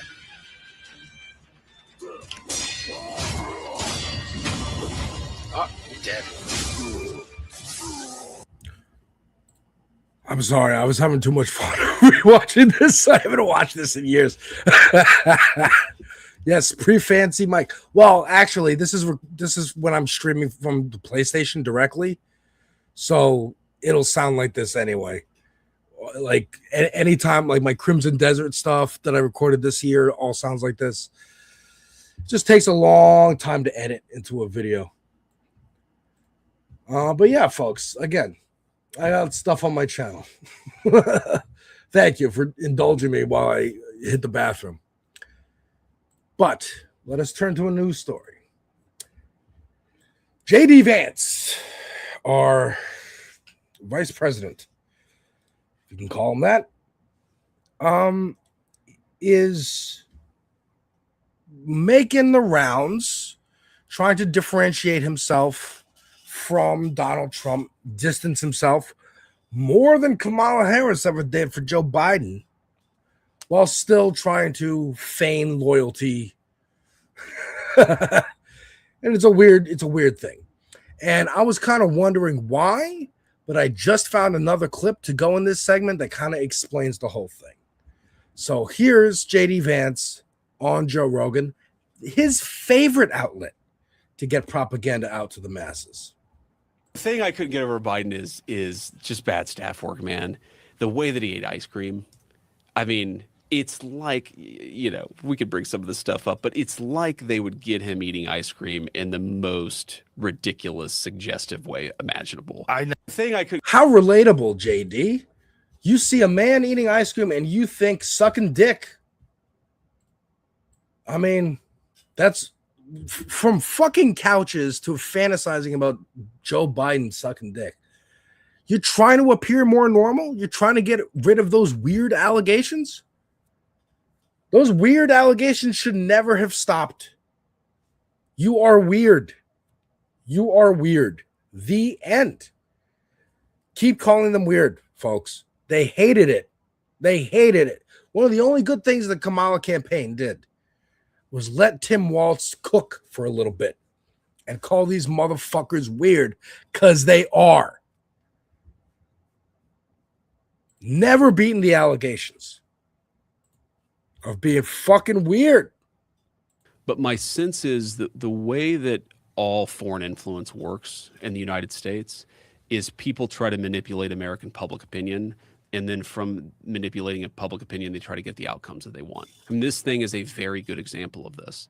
So, you know, like, we know, I'm telling you, beyond a reasonable doubt, we know that the negotiation strategy that the president has asked us to pursue, and again, with limitations, like when the Iranians hit ships, the president has been willing to knock the hell out of the Iranians in response. This is not just a negotiation. It's negotiation, it's military, it's all these things.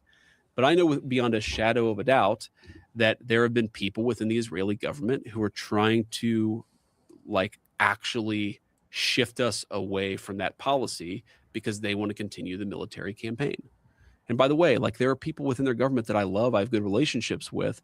I hope, and I don't think that they're part of this. I mean, you know, the ambassador of that's his way of saying, when I'm president, folks in the Israeli government, you want to play nice with me? Play nice with me. I don't think you're our enemies, but you could be if you don't play nice with me. Of Israel to the United States, I think, is actually a really good guy. Obviously, he cares about Israel first. I care about America first. But there are some people within their system we know beyond a shadow of a doubt who are manipulating and trying to change American public opinion to keep the war going on indefinitely.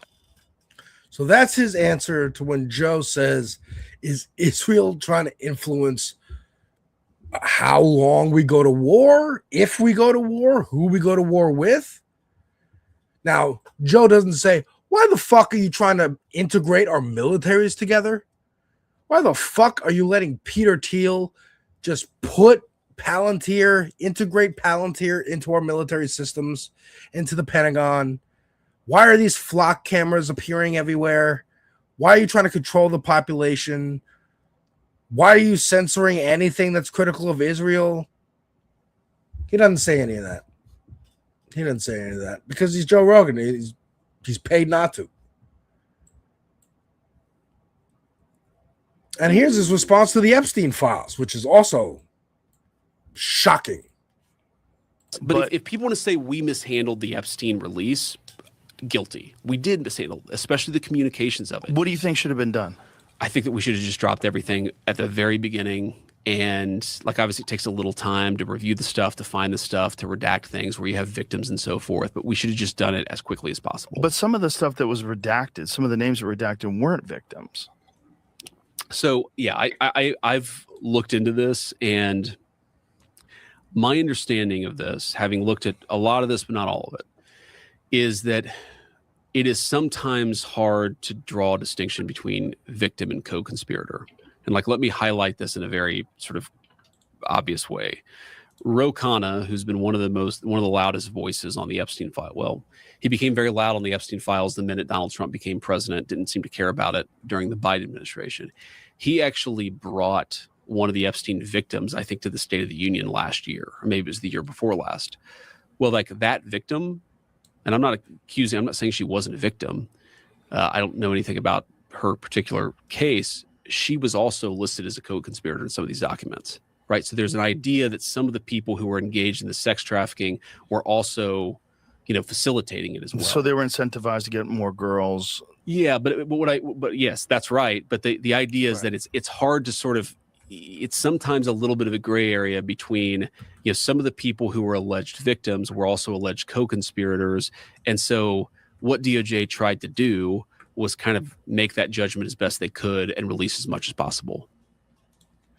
So, again, trying to justify why co-conspirators are also censored, even though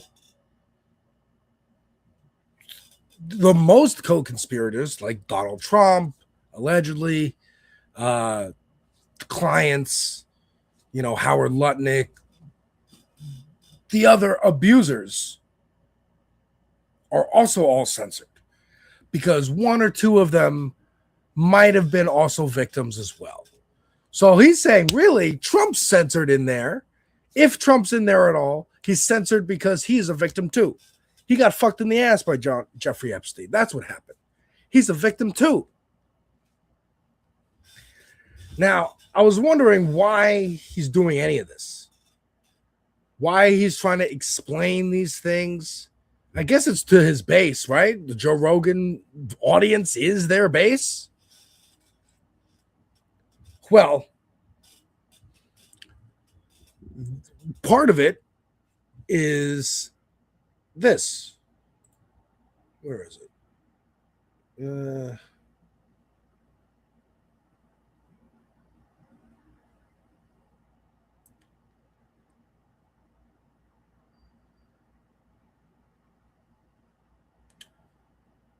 Oh, hang on.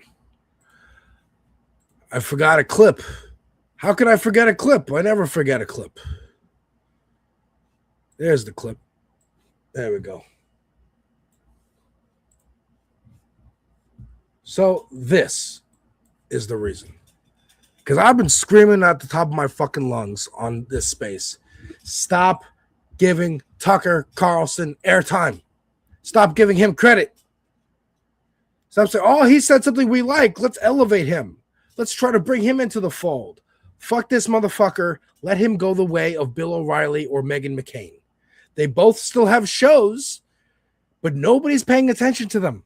They're not going viral every other day. They're not being pushed.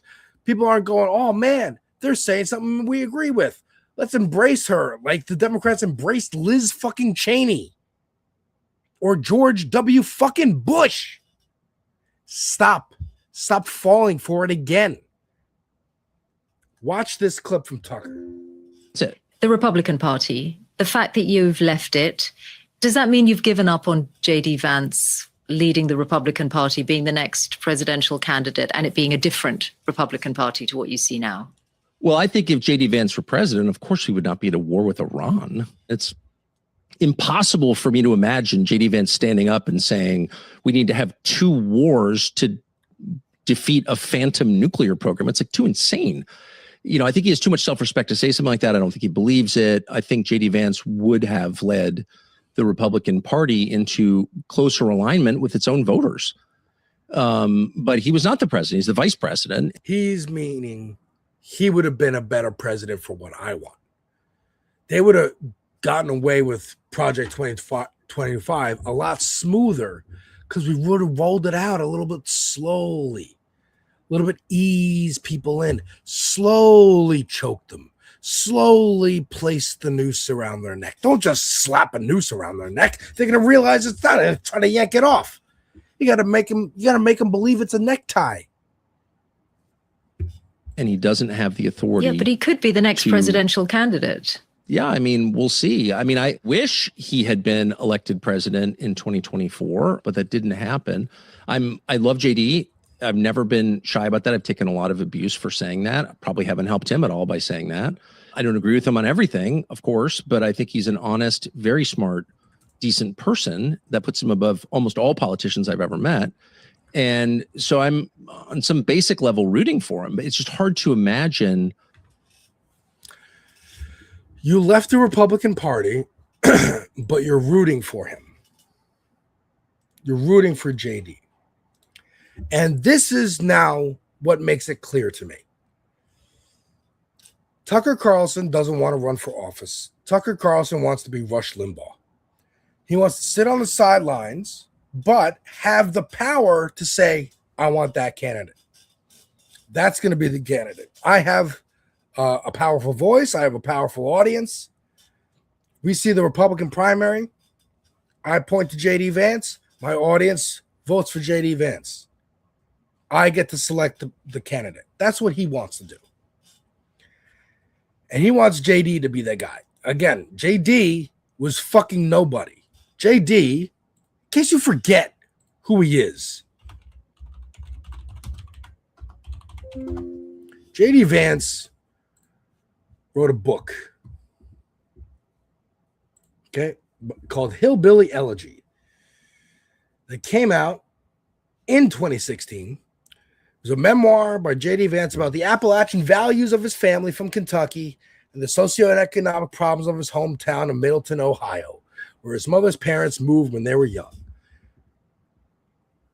And it's all about how he worked hard, pulled himself up by his bootstraps, got into Harvard, and Harvard, the kids there were looking down on him because he come from Appalachia. And that would have been a sympathetic film or a book that got turned into a film directed by Ron fucking Howard, starring Amy Adams and Glenn Close. If the lesson was, hey, screw those Harvard guys who are looking down on me. I'm proud of where I come from. But that's not the lesson of the book or movie. The lesson of the book or movie is, yeah, Appalachian kid, you should try to aspire to be those Harvard kids.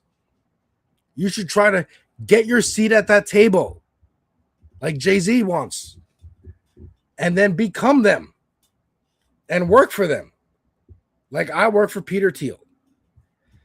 If this movie that won Oscars, if he could have written a follow-up, he could have had a career as a screenwriter or an author. But that's not the plans that JD had in store for him, or rather Peter Thiel had in store for him. They said, you're going to run for Senate in Ohio. And he got it. And then he said, you're going to be the vice president. And he got it. Because Don Jr. and Eric Trump and Elon Musk all said, go with this guy. He's the tech guy. You're basically hiring Peter Thiel to be the vice president, but without the horrible visage of Peter Thiel. You got a cleaned up package. He looks normal. Kinda. And he's as corrupt as us. He loves it. Agents have shared concerns internally about Vance and his office, pressing them for trips and assignments that some agents consider an inappropriate or even unprecedented use of government resources compared to prior vice presidents.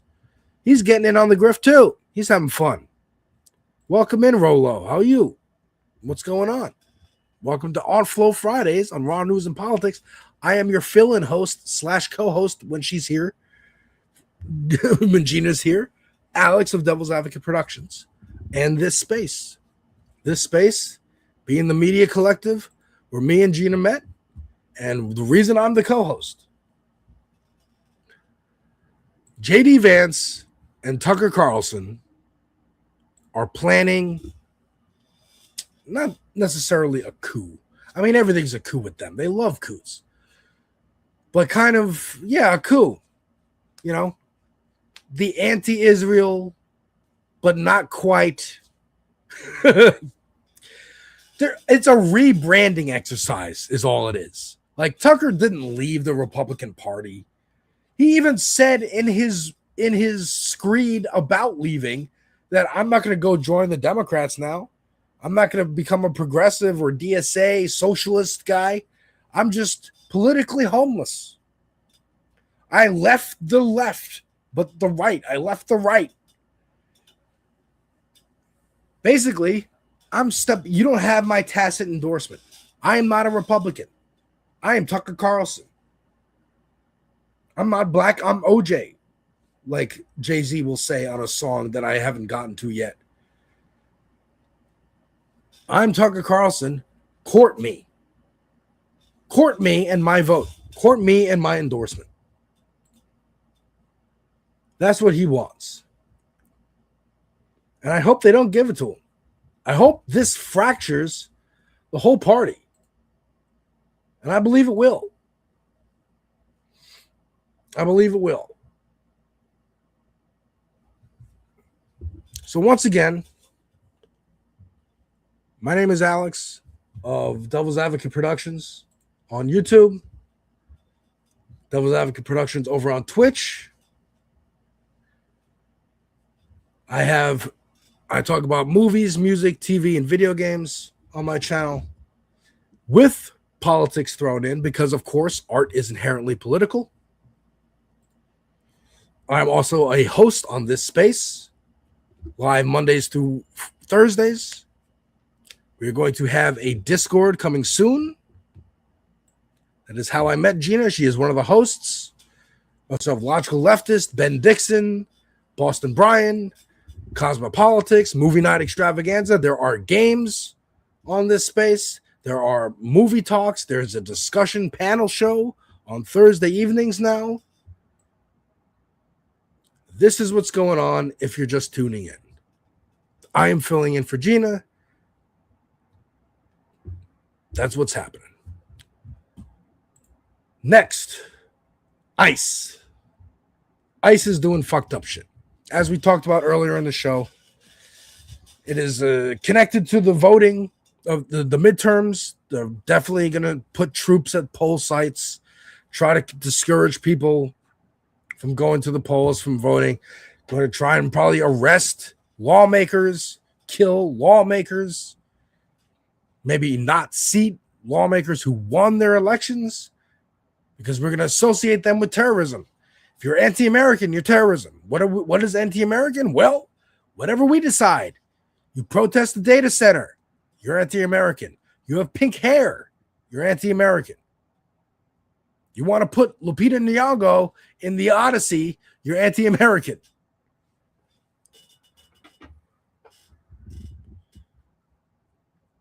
And they will kill you, as has happened in Maine.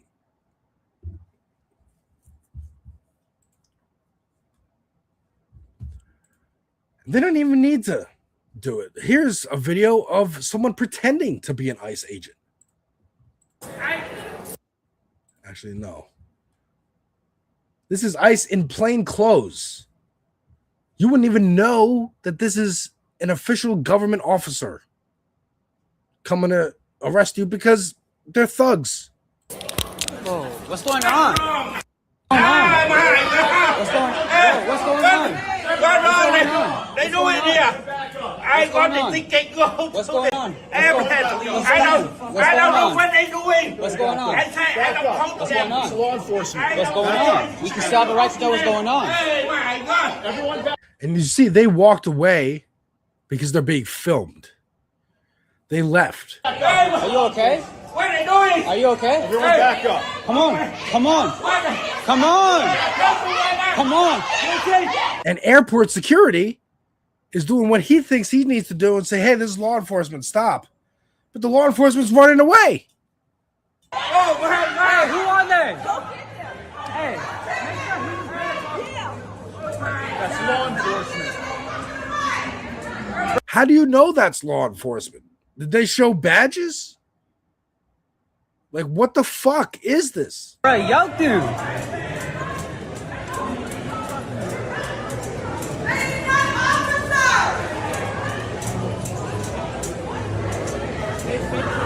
Like, they are just walking through the airport like they're other regular people. And we all saw a video in Maine, but this is in Chicago. A woman being dragged out of a car. The car was surrounded by other officers, thugs. And they shot into the car. And she's screaming, "There are kids in this car. Please don't shoot into this car."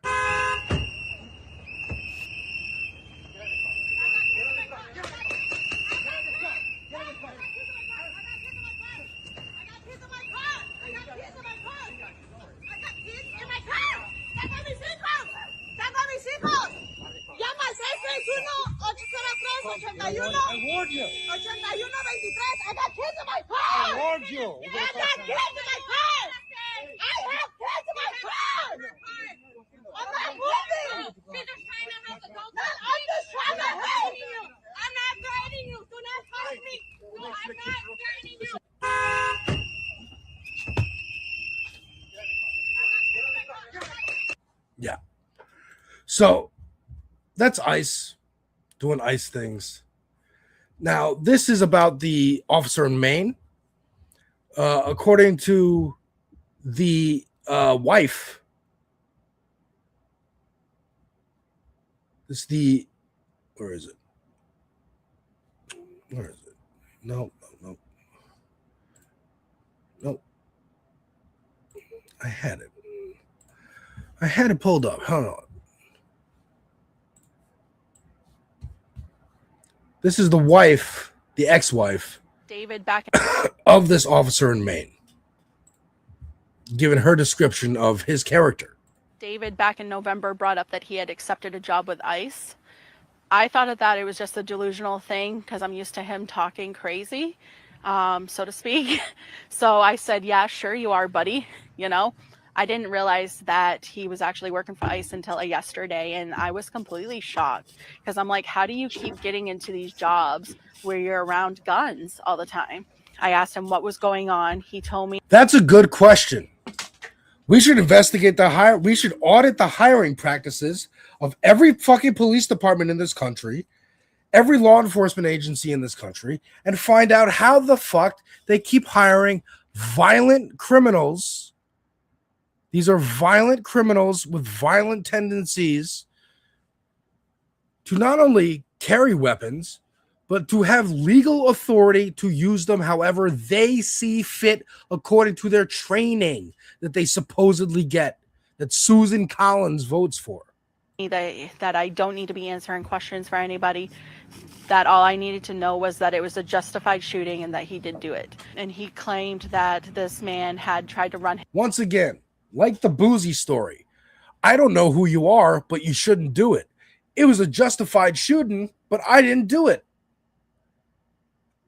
The election is rigged if I don't win. If I did win, then it was fine. This is their ethos.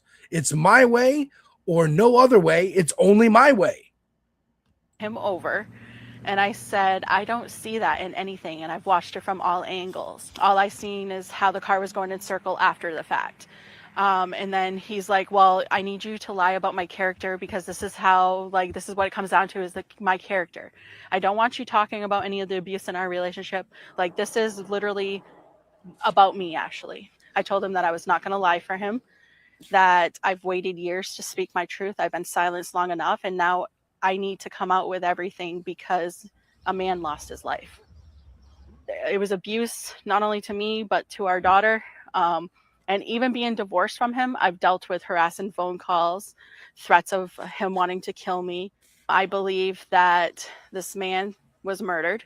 I believe that David's mental health played a part in what happened. I think what happened was he was standing there during that operation, had a PTSD moment and hit fight or flight mode.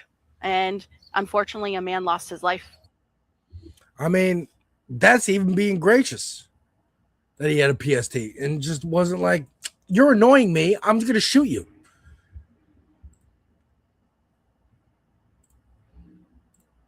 This is the wife of the man who lost his life. Of Juan Sebastian Duran Guerrero. Her name is Carolina Rojas.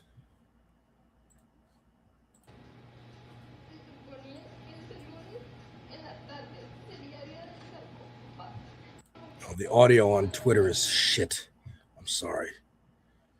So this is her giving her speech. Strongly. Like, amazing. Horrible. This has to happen. Because it doesn't. It doesn't have to happen. Because people like Janet Mills allow it to happen. By not... You're the governor, Janet. Order the National Guard to arrest ICE on site. Go to fucking war with the federal government. Go to war. Not actual war, but like, hey, I'm giving you an order. Go arrest these goons. Go stop these goons from harassing people. That's what J.B. Pritzker should have done. That's what Walt should have done in Minnesota. This is Janet Mills trying to get a photo op at the memorial and people chasing her away. And someone died here! Are you kidding me right now? You haven't been to Bitterford. The only reason you're here is a PR stunt! Get out of here! If you don't want to be here, then don't! And send your ice with And Newsom, thank you. do something here! Do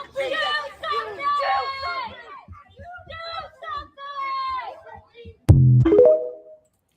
Do something. Don't kneel in kente cloth to support Black Lives Matter. Pass some fucking laws. Audit these police departments. How are they hiring violent offenders? Audit the churches. How do they keep passing these pedophiles around from church to church? Just like the cops pass around violent people who get fired from one police department. No problem. No problem. I'm sorry you even had to like be suspended with pay. We'll just move you to a different department and there you go. It's the same shit. Synagogues do it too. Mosques do it too. FBI does it too. They all do it. The military. We were talking about the military earlier and their rates of sexual abuse that Jesse Waters can't wait to increase.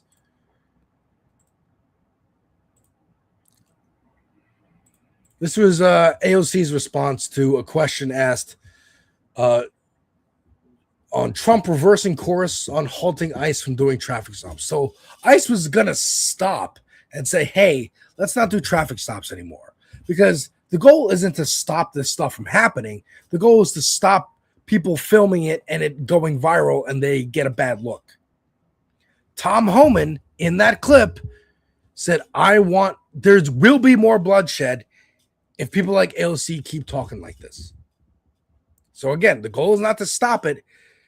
It's to stop getting bad press. And then Trump said, no, fuck that. We're not even going to try and mitigate it. Again, they don't even want to pretend that what they're doing is wrong. They're offended you even think it's wrong, that you even question their authority. They're annoyed they even have to explain themselves. Stephen Miller, Marco Rubio, annoyed that you're even questioning them. Here's AOC. Thank you. Congressman, what are your thoughts about the Trump administration immediately reversing itself on, because yesterday they said they were going to reverse on ICE and vehicle stops. Then President Trump puts out a statement saying they're going to continue. What are your thoughts on this? This is the guy that said he could shoot someone on Fifth Avenue and people would still support him. And now he has an agency shooting people out in the street. And at this point, it's practically a campaign promise from this guy. It's atrocious. Mr. Mullen said that he was going to try to get the DHS off the front page. Well, now it's on the front page for 2 killings, and And again, that's the goal. Get it off the front page, not to stop any of this, just to get it off the front page. We don't want people talking about it. We don't want people to think about it, because if they think about it, they might oppose it, and then if they oppose it, they might oppose us. They might vote against us. They might protest. And then we'll have to call them anti-American terrorists and arrest them all. And then there might be even more resistance. We might accidentally create our own fucking demise, which is what they're fucking worried about. We were talking yesterday about Senator Collins and like how she was able to get Mark Wayne on the phone. What do you make about the fact that ICE is still doing this? Because you said this wasn't going on when there was no money for ICE, no money for... I mean, I think oftentimes when you see an institution, the outcome of that institution, when it's repeated and sustained and reproduced, oftentimes ends up being either overtly or subvertly the purpose of it. And this administration campaigned on cruelty and violence against immigrants, and that's what they're doing. That's what they're delivering. They campaigned on it. They promised it. They told you this is what they were going to do, and they're doing it. This is a promise fulfilled. This is a promise made, a promise kept from the Trump administration. And this is the culture it breeds. This is a particularly disgusting moment because this is a black woman threatening to call ICE. But when someone threatens to call the cops, a couple of years ago, there was that story of the white woman in Central Park, black man walking his dog. Or is it the white woman walking? I think both of them had dogs.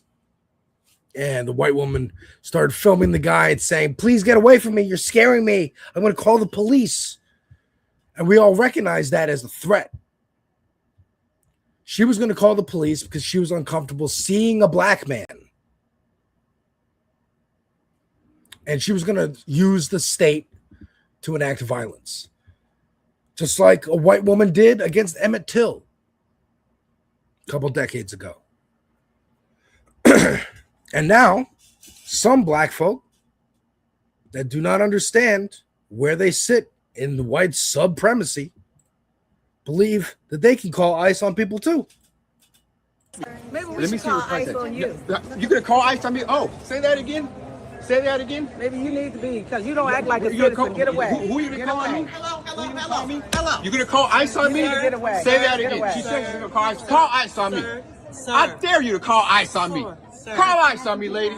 Call ICE on me. You want the police to get I want ICE, like you said. Call ICE on me. Call ICE on me. I cannot hear you. Say it again.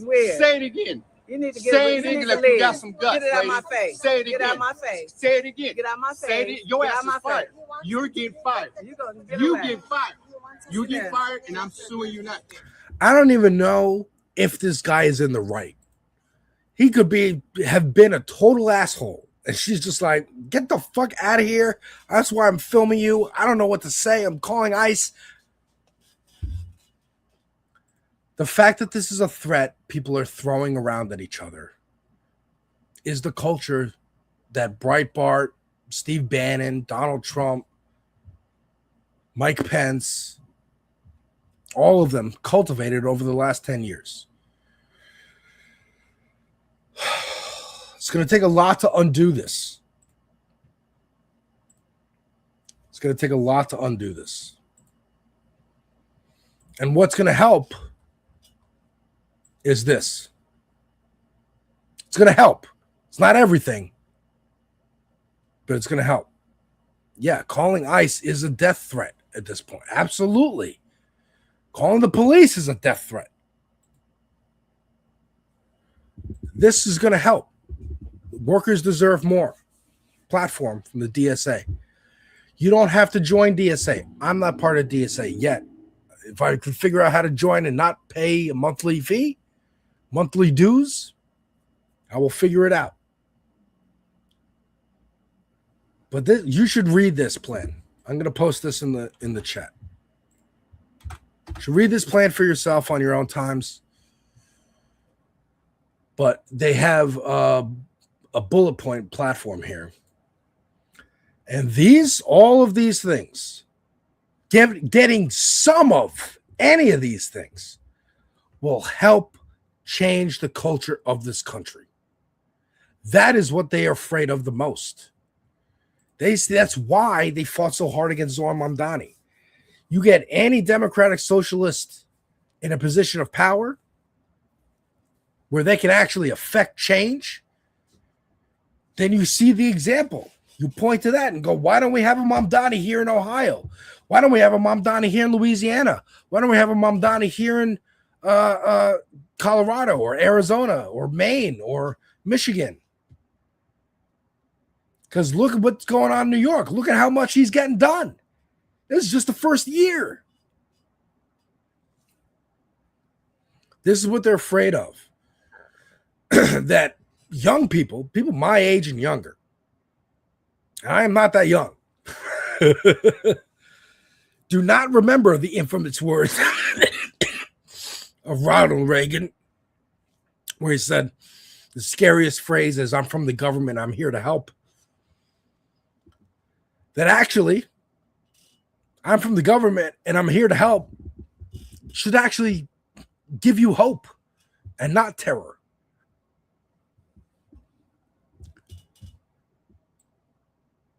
Not a threat to call ICE or the police. That the police maybe could actually be helpful. Maybe. Now, police in particular literally came out of slave catchers. So how can that even be reformed? Must it go the way of ICE and be abolished? Maybe. Probably. But at the very least, these policies, these are what I'm looking for when I hear a candidate speak. I want to hear things like this. All of these things. Some of these things, okay, I'm interested. All of these things, I'm paying attention. I'm advocating for you. And we got to be careful, because I advocated for Plattner and I was wrong. I thought, oh, we got a good candidate in Maine. And then over time, more and more scandal, more and more controversy, kind of backed off promoting him. Till last week, and it was like, oh, we're definitely done. So it can't just be anybody walking out there going, hey, free Palestine. That's popular now, right? Free Palestine. Because that's what Tucker Carlson's doing, even. Going like, Israel kind of sucks, actually. Just a little bit. And people are already going, oh, my God. We got to promote him. Mehdi Hassan and Ryan Grimm. We got to promote Tucker Carlson. We can reach across the aisle. Red-Brown Alliance. Falling for the old Jimmy Dore, Jackson Hinkle thing. I can't believe it. And if you're just tuning in, which I doubt, because the viewer count has steadily gone down, I'm Alex of Devil's Advocate Productions over on YouTube and Twitch. I talk about movies, music, TV, video games, whatever I feel like talking about. I'm also a host over on This Space on YouTube. Independent Working Class Media Collective. That is how Gina and I know each other. That is why I'm hosting her show in her absence. And I will be co-hosting every Friday on Flow Fridays going forward for the foreseeable future. The DSA, thank you, Pinkerbell. The DSA, I watched that stream on Tuesday night, and I was inspired. This Sunday, they're having another stream to promote Cori Bush and another candidate. Let me see if I can find that out.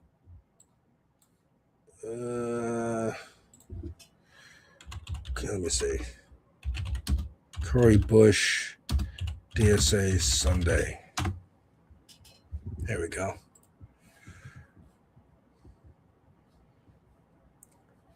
The Black and Radical Tradition, Chris Rabb.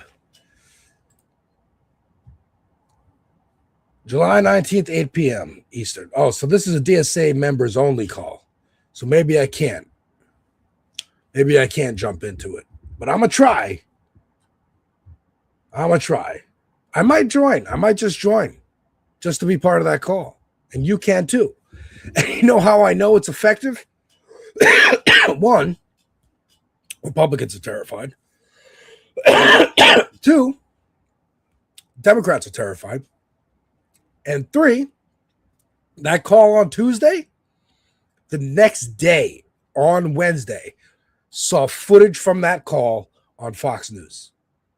There was some Fox producer in that call watching, recording, clipping it for the shows so they can point to this platform and say, isn't this radical and scary?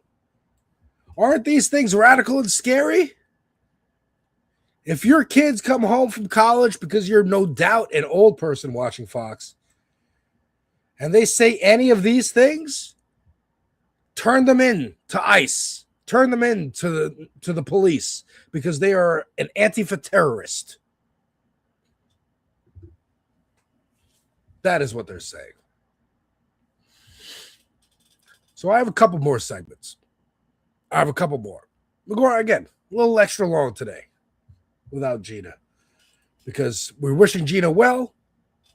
Hopefully she's here by next week.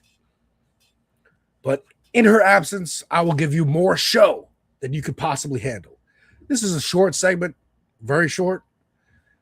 But I'm here in New York. Knicks won the championship. I got this jersey that is way too small, so I ordered a bigger one. It's a Patrick Ewing jersey. Jim Dolan, owner of the Knicks and owner of Madison Square Garden, who, by the way, is a big Trump supporter. That's why Trump showed up to Game 3, and they fucked up Game 3. That's why he then ended the watch parties outside of Madison Square Garden after Trump showed up to be like, it wasn't Trump who disrupted traffic. We just have to do this anyway, even though it was going off without a hitch when the Knicks were playing in San Antonio. Also, rented out to fellow billionaire Taylor Swift the Madison Square Garden for her wedding, which featured a lot of ICE officers and right-wing tech billionaires and all sorts of sordid people. And I'm sure she'll have some recording of it that she's going to put on Disney Plus and sell to her audience a million different covers of the same thing. That is how she makes her money, by the way. She adopted the K-pop strategy of we're going to put out an album, but there's going to be different collectible covers. So you're going to, instead of buying the album once, you're going to buy 10 albums of the same album because they have different covers.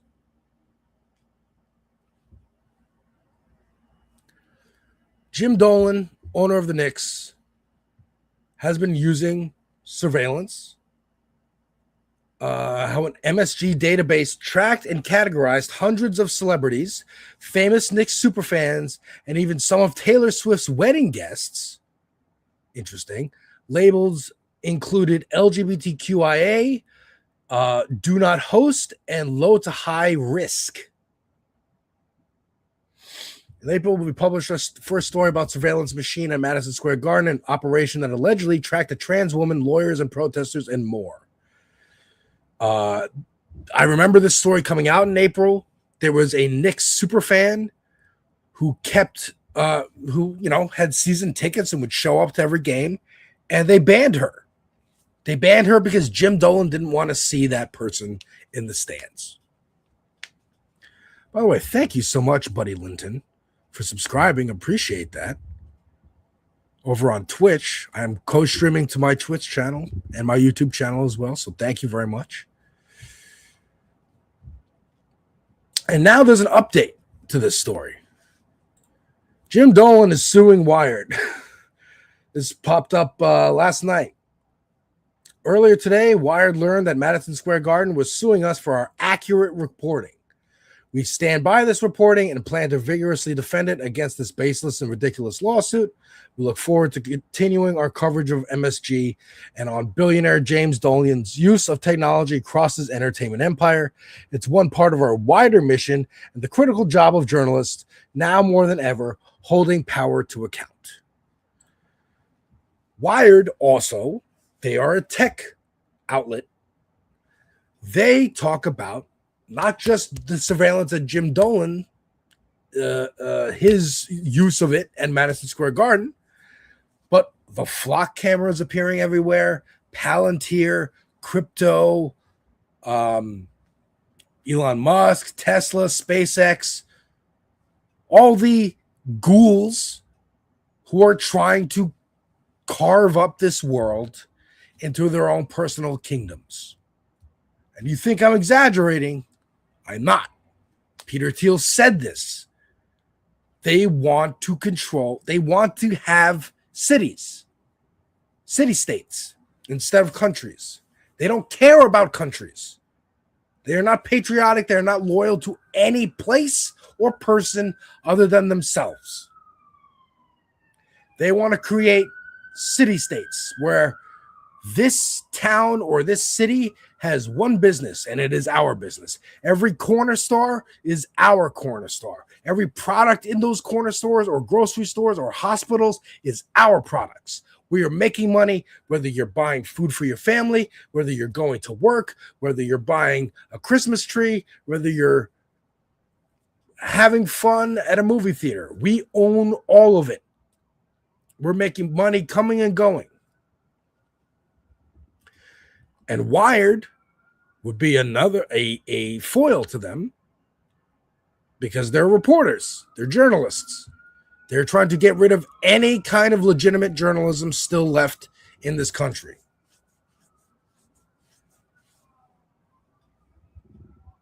That is all. That is all on that story. And once again, I am Alex of the Devil's Advocate Productions on YouTube. I am doing these interstitials, by the way, so that when Gina watches this back, she can know that this is where the segments begin and end, so she can edit it out if she wants to clip any of this. It's all for you, Gina. I'm an editor. I have an editor brain. I know what it's like to scroll through 2.5 hours worth of footage and be like, where's the good parts? Where do I put the cuts? Me and Gina met on this space. A working class independent media collective. There are several hosts. There she is. Boston Brian, Pepaganda, Pep Talks, Logical Leftist, Left of the Box, Cosmopolitics, Movie Night Extravaganza, American Wasp, myself, Andrew Rovinsky. Live Mondays through Thursdays. Mondays is mostly syndicated content, but if you haven't seen it, you haven't seen it. And the chat is always bumping. The chat is always bumping. CoreSight AI has been getting rolled out as facial recognition and police body cams too. An Israeli software company, absolutely. The UK and Edmonton, California, that I know of, probably on a more wide scale, absolutely. Absolutely. Like we were talking about earlier, the United States government is talking about merging our government with the Israelis, or the militaries, rather, merging our militaries. What does that even mean? Never heard of that before.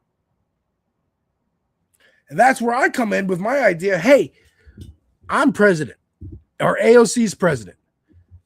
2/3 of the American military now belong to the United Nations.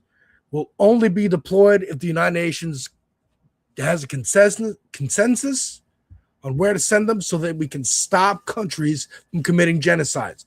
That's our good faith. Our military that is bigger than every other military on earth combined. We're going to take 2/3 of that. That's not ours anymore. You work for the UN. You outrank every military on earth. And all the other countries can contribute troops of their own, so that the UN has the biggest, strongest fighting force on earth. and can be deployed to stop genocides. Now, again, that would have to be a restructuring of the UN so that the United States doesn't have outsized influence.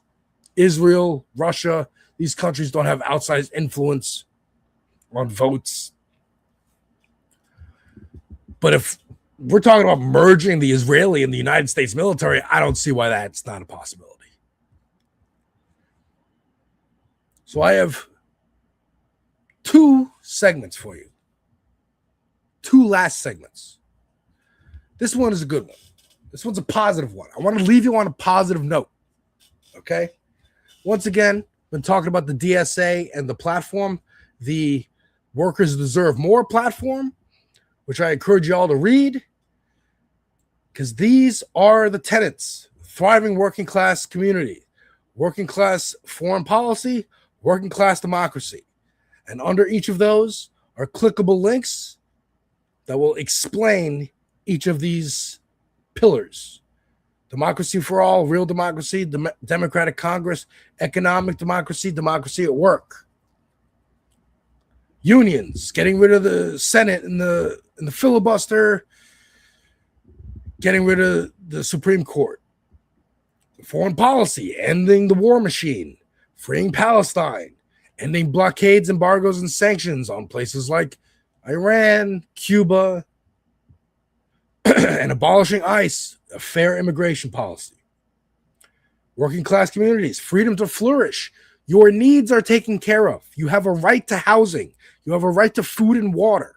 You have a right to electricity, healthcare, housing. So you can, if you want to paint, you don't have to worry. You can paint. You can make music. You can go on vacation. Finish Reconstruction, racial justice. It is a core problem, a core piece of the rot in this country is because we never finished Reconstruction. Ending mass incarceration and police immunity so that fuckers who shoot people in the street or people who get suspended from police can't just be shuffled around into other departments like we were just talking about. Feminism for all and a Green New Deal so that we can maybe stop the goddamn wildfires that are blocking out the fucking sky in my city.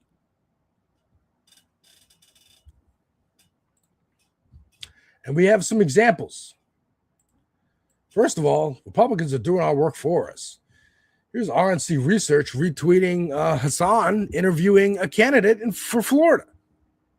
I think he's going up against Debbie Wasserman Schultz. Speaking of ICE, you brought it up earlier. Do you support the abolition and the prosecution of ICE? Yes, abolition and prosecution. Okay. I think it's important. What about Debbie Wasserman Schultz? What's her assessment on ICE? She supported building in 2011 an ICE detention facility in Broward County in the Southwest Ranches. She signed a letter saying this is good for the economy and recommending to the ICE director to build that facility. God. Speaking of Debbie Wasserman Schultz, if you don't remember, because I do, helped fuck over Bernie in 2016 in favor of Hillary Clinton. And then joined Congress from Florida, because Florida is very conservative, and they loved her for that. But yeah, Republicans are doing our work for us. And even when they criticize, they go, oh, can you believe that they want housing for all? And people go, yeah, that sounds pretty good. And we got, of course, here in New York, Mayor Mamdani giving examples for the rest of the country. Announces first ever New York City Parks Parents' Night Out, giving parents and caregivers a free evening off. Free drop-off program offers children an evening of supervised recreation while parents and caregivers enjoy a few hours to themselves. Families can register online from July 13th through the 20th. This is literally, Hillary Clinton said it to invoke Hillary Clinton's name. It takes a village to raise a child, right? And she got criticized. All the Republicans said, no, it doesn't. Individuals. Pull yourself up by your bootstraps. Fuck the collective. Fuck the village. Fuck community. Stay on your iPhone. Don't go out. Don't talk to your neighbors. Stay isolated and atomized. Man, Mom Donnie going, no, we're going to have a babysitting program.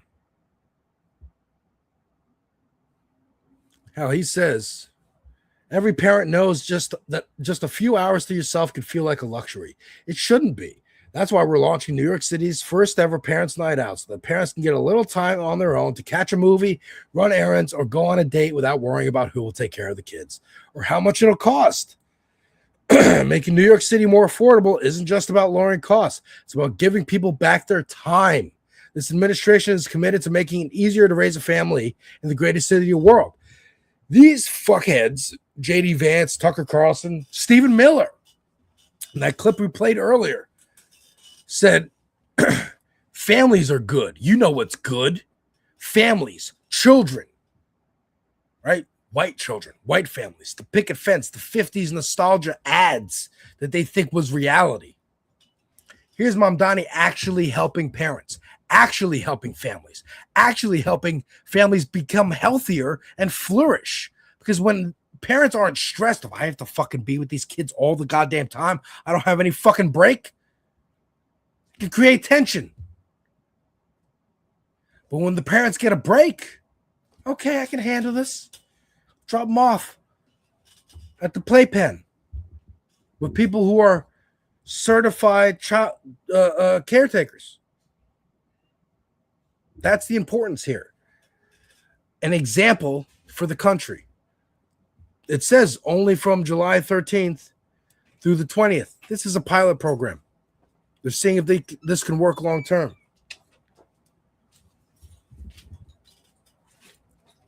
I told you I was going to end with good news. This is Mamdani going into Rikers to watch the World Cup. And we talked about 66. You have 1 star only. You can see it there. And in the same they have 3. The same thing. I'm trying to get you guys work for. I hope that this shares with people who are incarcerated here on Rikers that they too are a part of New York City. The World Cup has been a magical moment for the entire city. These are New Yorkers, and they will be New Yorkers when they get out of Rikers. They're New Yorkers today, and I wanted to make sure that we can celebrate this moment together. And we talked about 66. You have 1 star only. You can see it there. Like, he's humanizing prisoners. He's humanizing prisoners because they are people.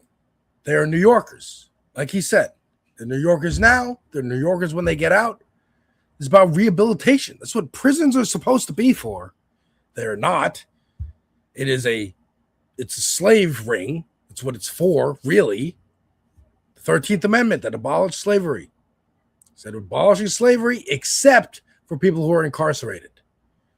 So then what do? They made more things illegal, specifically black communities, put those people in prison. Now we got slaves again. That's what they want to do with ICE. They want to license it out to different corporations and say, hey, you need people to help work on your farms? You need people to help work in your factories? We'll license our prisoners to you. They'll work for barely anything. You don't even have to pay them sometimes. This is the beginning of closing Rikers, which is the beginning of a broader national movement of ending the prison industrial complex.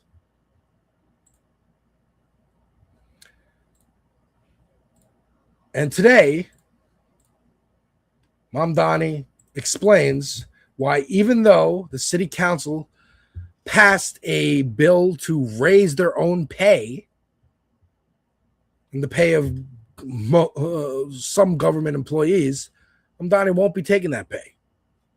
If the city council passes this pay raise bill, I know you've said you won't accept. I will not accept a pay raise. Can you just elaborate on why? I haven't knocked on anyone's door in New York City, and they've said their concern is that the mayor makes too little. So, Thank you, everyone. That's not my concern either. It's not going to your pocket. I think to go to the pockets of those who are struggling in this city.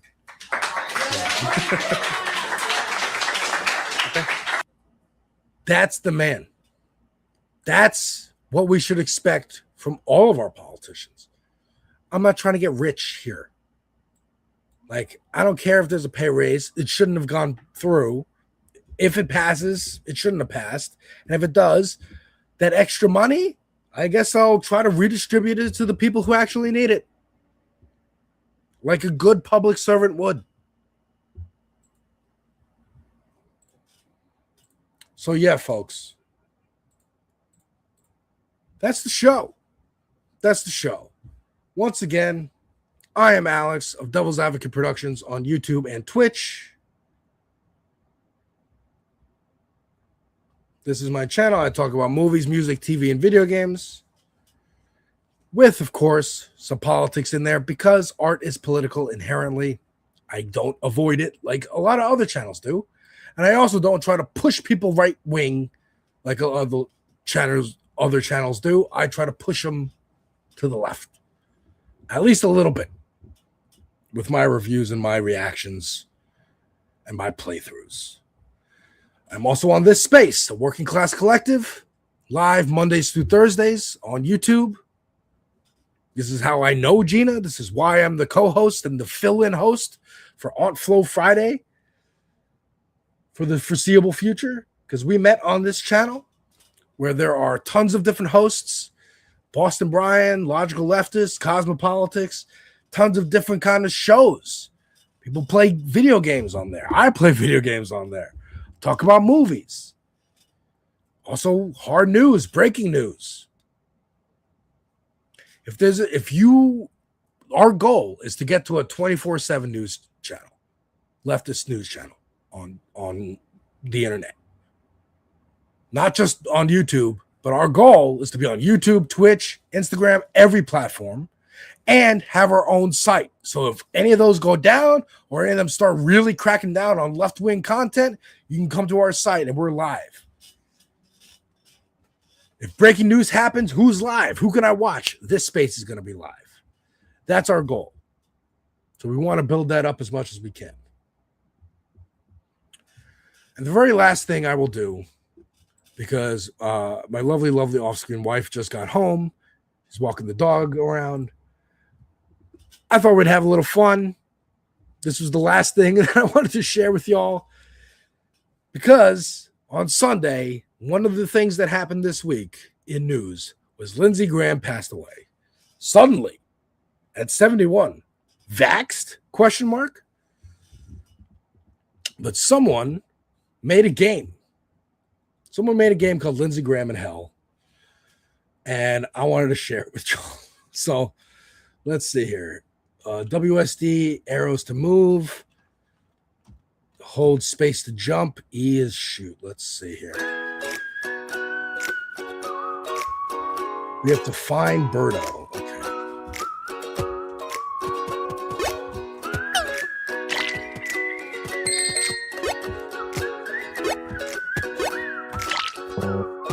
Lindsey Graham in hell. Lindsey Graham in hell. Lindsey Graham in hell. Lindsey Graham in hell. He never met a war he didn't like. Music is amazing. Overseas was among his favorite pastimes. A warrior senator against trans rights. Getting fucked by trans women was among his favorite pastimes. And sucking Donald Trump's dick. The music is Attaching great. himself like a barnacle to a ship. And Donald Trump, he couldn't give a shit.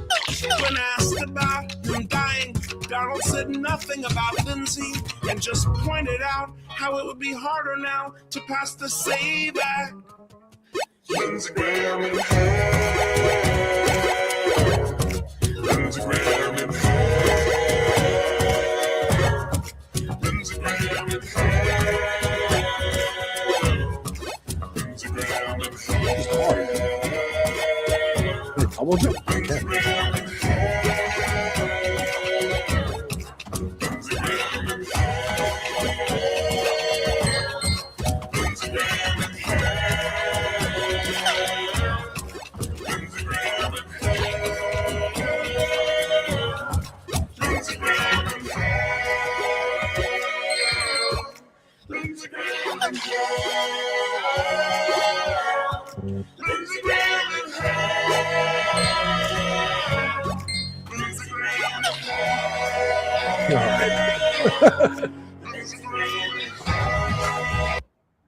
All right, so that was Lindsey Graham in hell.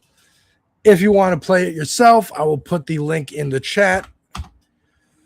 That was just a little fun thing to do at the end there. Shout out Mac Figueredo from Leftist Mafia for putting me onto this game. That's hilarious. I encourage you all to play it for yourselves. That's going to be the show, folks. Thank you so much for watching. I appreciate you. Again, once again, last time, what do we say? Subscribe to Raw News and Politics. Subscribe to me, Alex from Devil's Advocate Productions on YouTube. I'm also on Twitch, where I will play games like Lindsey Graham in Hell or Crimson Desert, Ball X Pit, GTA 6 when that comes out. We're going through Resident Evil 4 still, God of War Ragnarok. I got a lot of stuff on my channel.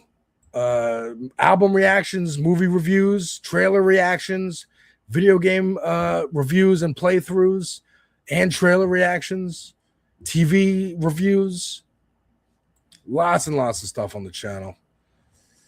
This space, the Working Class Media Collective that me and Gina met at, the reason I am the co-host, the reason I am here to fill in for her. Well, she is not feeling up for it today, and hopefully she'll be back next week, and we'll be continuing to do this on Flow Friday for the foreseeable future.